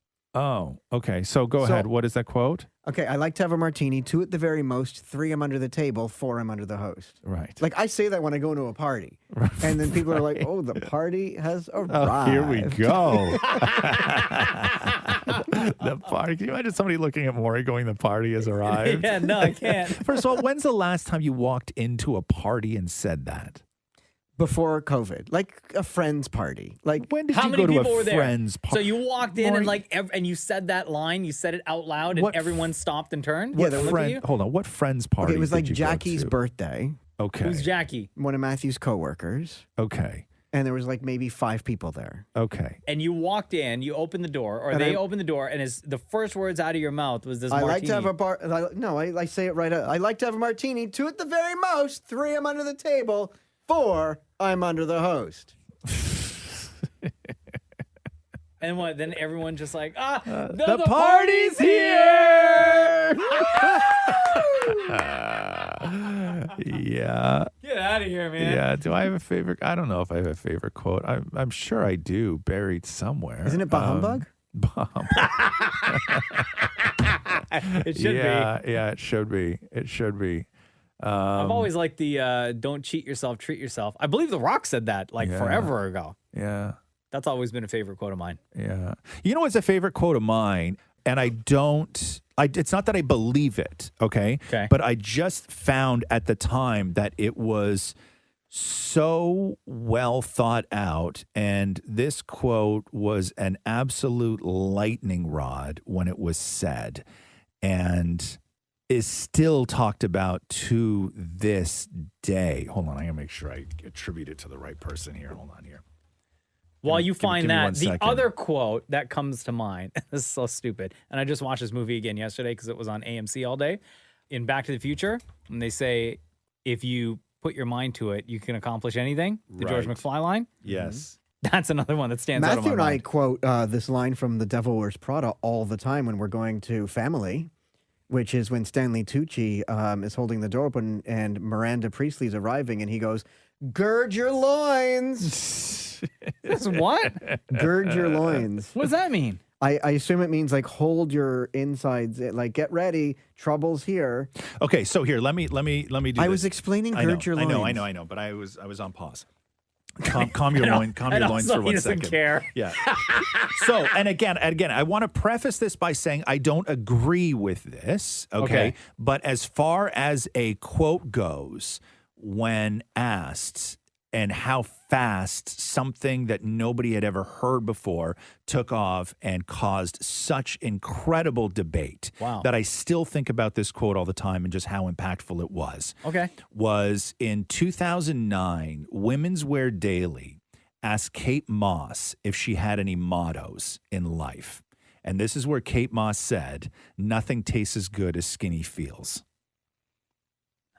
Tastes as good. Oh, wow. Right? Yeah. And that quote lit her whole world on fire. Wow. Like absolutely, it changed everything But I don't know if Kate Moss. do you think she made that up? That's what she said. Wow. That's what she No, said. but I wonder if you Google, like if you deep dive. if you deep dive, it's attributed to Kate Moss. Because she said it then, but I wonder if she heard it from somebody. I don't know. I'm assuming that it was, if not Kate Moss, it was some other model. Because Because who that else sounds would like there say was something like that sounds like something that's been around. It does, but it's been around because of Kate Moss.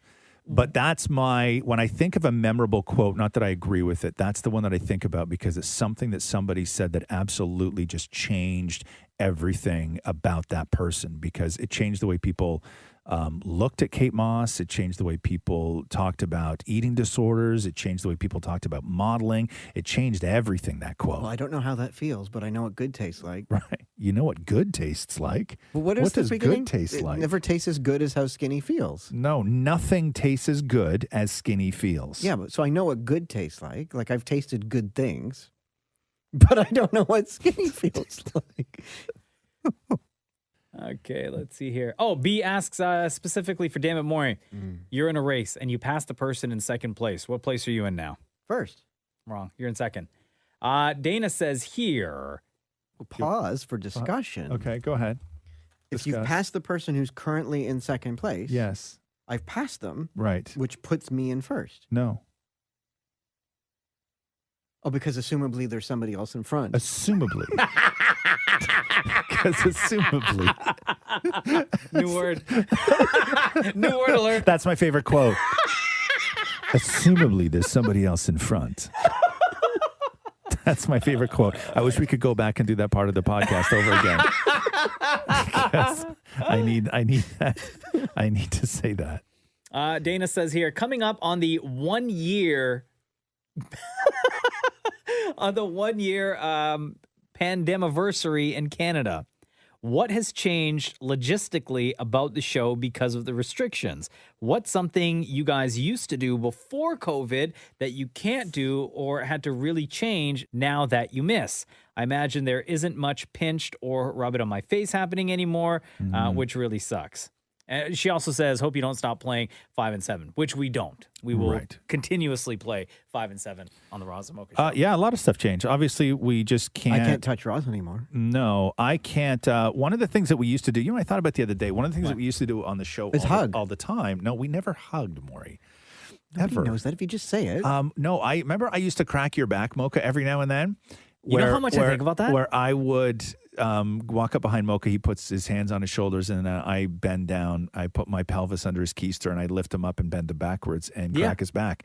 I thought about that because it was always funny when that would happen, and we can't do that anymore. Not that I want to, but you know what I mean? It's like we just can't. Like I don't like not having options to do things. Yeah. Even though I don't want to do that every day, it's just I get pissed off when you lose the option to do something. Like I can't kick your butt arm wrestling anymore. Right. Yes, exactly. So like the it's not that I need to touch or I want to do all these things. I just hate that there's certain things that we can no longer do. Yeah, like that. My back. So like right now, I feel like I could crack. Like could get a good cracking in there. Yeah. And I've tried to like crack my back myself, but I think about that so much. Yeah. That we can't have those things. You cracking my back on the radio anymore. Yeah. Yeah. And a game Dana mentioned, a game like Pinched, where we take the clothes pegs and pinch each other, Dana Maury and I. But we can't do Pinch, and that like birthed another game, or the abbreviated version, which is Snapped. Which I actually think that I prefer Snapped. I think that Snapped is the perfect evolution from. You can't even like answer. Pinched. You don't even like. You don't know what it feels like. Well, no. Maury, there's a lot of things that I can say that I like, even though I don't know what it feels like. This is true. Don't knock it till you try it. No, but I would say, just that and really nothing else. Like we still come into the studio. There's not that much. Every I single miss day doing we can shots still with people. When did you ever do shots with people? Yo, this guy, You're swear, you're such a weird flexer right now. I don't did shots know. once with DJ Climax. No, I know, but I don't know. Like you would have missed that in like 2017 you should have say I miss it because it had been so long. I know, but like when I say things, like there's no reason for you to shine a light on the negativity of it. Just go. You mean with the it. lies? Don't shine the light on the lies? Yeah. Like sometimes you say stuff in here and you make it appear a lot bigger. It's not. than it really is. It's not a lie unless it's a lie. I know, but I don't know what to do with that when you say you miss doing shots. You don't regularly do shots with people. Like enough husband doesn't allow you to drink a full beer by yourself. To say that you miss it. Well, I missed the opportunity. Well, that's what I was just talking about, how it's options. Yeah, there's many options of doing things that you've never done. Also, doing shots with people, Maury, is not an option for you. It's not an option for you. For the record, know that. Jägermeister is the best thing to shoot. That's not true at all. When's the last time? How many times in your life have you had Jäger? Oh, no, I have Jäger at home once in a while. I have a bottle in my fridge. What for? From when? I said, what for? Oh, for moments of clarity. Matthew lets you keep Jäger in the fridge? Yeah. Really? Yeah. Does he know what it is, or does he think it's medicine? No, he knows what it is. Actually, I did Jäger shots when his brother came over to install a light. Huh? I paid him with a Jäger shot. Why did you need to get like a little wasted when the brother came it was, over? hey, that was a great job. Thank you so much. Here, have a shot of Jäger with me. Oh. Yeah. Did you pay him? No. No. He won't take money, so that's why I do Jäger shots with him. Right. And then Shots, huh? Like one each. One Shots. each. Two. And then what happens? And then he leaves. And then you're a little bit drunk after that? Absolutely. Yeah. And then what do you do with that? Oh, then Matthew goes, you should go to bed now. Yeah. God, could you imagine? It's 1 p.m. Wow. Sleep it off.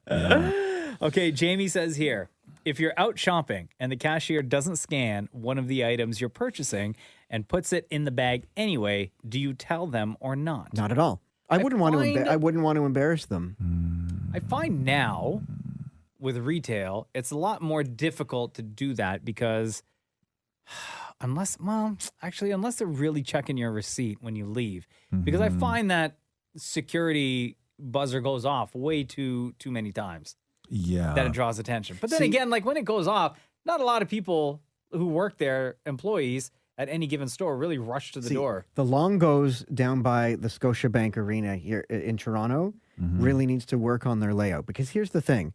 When you're buying things and scanning them, your cart is already through the detector, and they're handing you the bag of stuff on the other, like they're passing it around on the other side. You put it in your cart. There's no other detector between there and the elevator to go out, right? What is this you're talking about, a detector? The scan, like the detector, like you walk through it, it beeps or whatever if you haven't paid for something. Yeah. Haven't you ever seen that or heard it? Not at a grocery store. Yeah, they have it on either. man. Yeah, they do it in between as you're going through to pay. There's Or on sometimes either it's side. up on the up on the wall, just above the right above the doors. And you've been to this Longos. Yeah, I hate that Longos. I hate it with But a now that passion. you know how they do things, you may want to go back. No, hold on a second here. Hold on. You need to pay attention to your surroundings. No. No.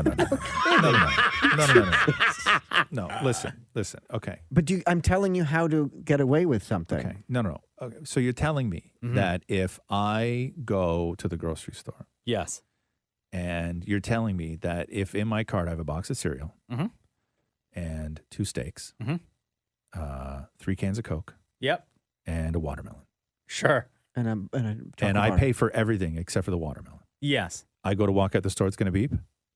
There might be a chance that it's going to beep, yeah. No, but not if they handed it to you. If they put it in the bag. No. But you're talking about your specific Longos. I've had stuff beep whether I've paid for it or not going through the exit. At Loblaws, they have them on either side of the escalator going down to the parking. At the Longos, once you pass the cash area, you're clear. No, but if 3 sweet potatoes are not going to beep. Okay. There's nothing on a sweet potato that's going to make it beep when you go through the area. No, but the box of cereal would, or the detergent would. Okay, yeah, maybe things that have like the sticker with like the 4-digit code might not. But to Maury's point, like a box of cereal that hasn't been scanned. Okay, I'm telling you, I've been to a lot of, Ragu would. I've been to a lot of grocery stores. I have never once seen a grocery store where somebody walked out and something beeped. I've never once passed anything that looks like a security checkpoint of leaving a grocery store. I just think that you don't really pay attention. I've heard it beep.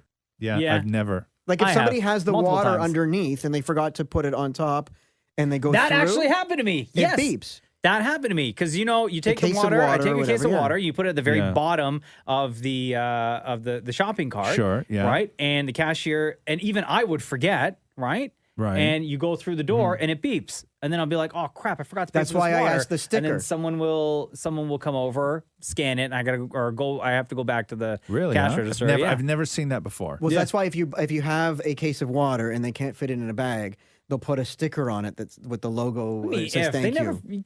a bag big enough, a garbage bag. Right. So they always put a sticker that says thank you or on it or whatever. Yeah. No, this is all news to me. I had no idea. I bet next time you go to the grocery store Yeah. and you walk like at the exit, Yeah. take a look and see if you see And you're at the grocery store every day. any Every day. any security. Huh, I'll check it out. But I've never seen it go off, and my neighborhood is not like a... See, they need to start putting pictures of Roz on it, then he'll see it. No, thank you. No, they don't need to put Hot a picture. stuff coming through. No, they don't need to put a picture on it, Maury. What it should be is it should be mirrored, and then I would notice it every time. Tom says here, what age did you start drinking coffee and or tea? Like regularly, not the first time you tried it, right? Yeah. Regularly, I drink coffee. I started drinking coffee regularly in grade 10. Yeah. I would say Grade about the 10. same. 10 or 11, I Yeah. was starting to drink It was coffee grade on the 10. regular. Yeah. I used to drink coffee, like 2 milk, 2 sugar all the time. I only recently started, especially on weekends, I'll drink like just a cup of as-is coffee. What is as-is coffee? Just coffee black? Yeah. Oh, why don't you say black coffee? Nobody in the history of anything has ever said coffee as is. Yeah. You imagine going to Starbucks? Yeah, I'll take a tall pike. How would you like it? As is? No, you wouldn't even say pike.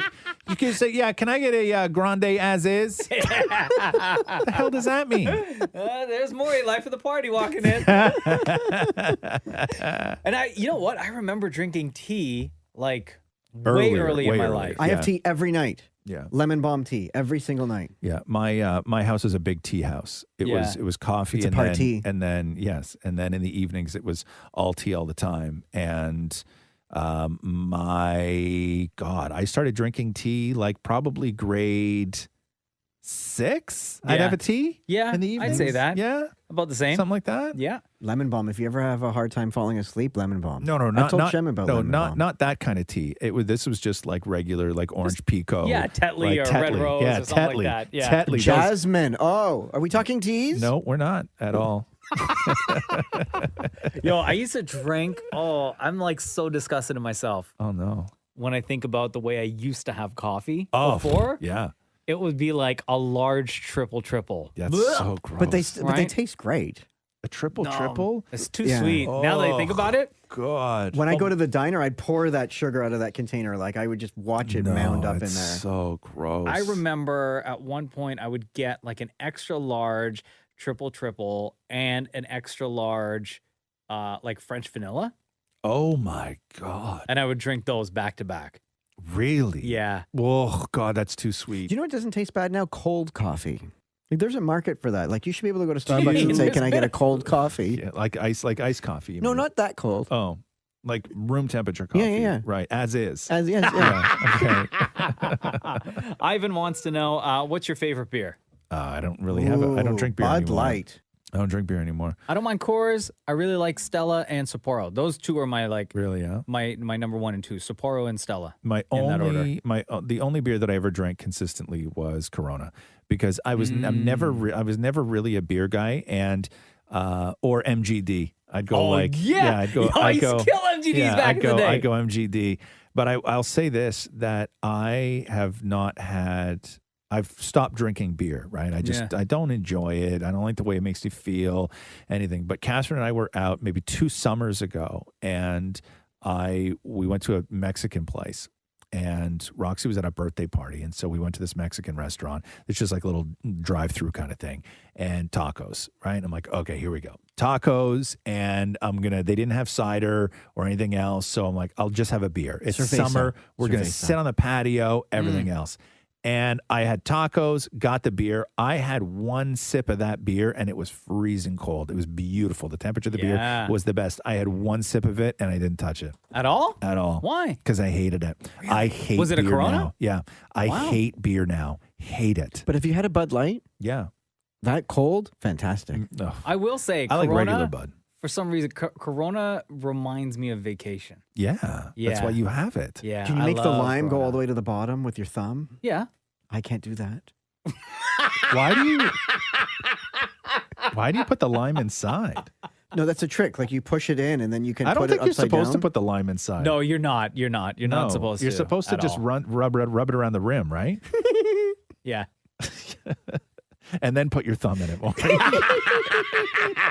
and make it go all the way to the bottom. Okay. Every week on Instagram.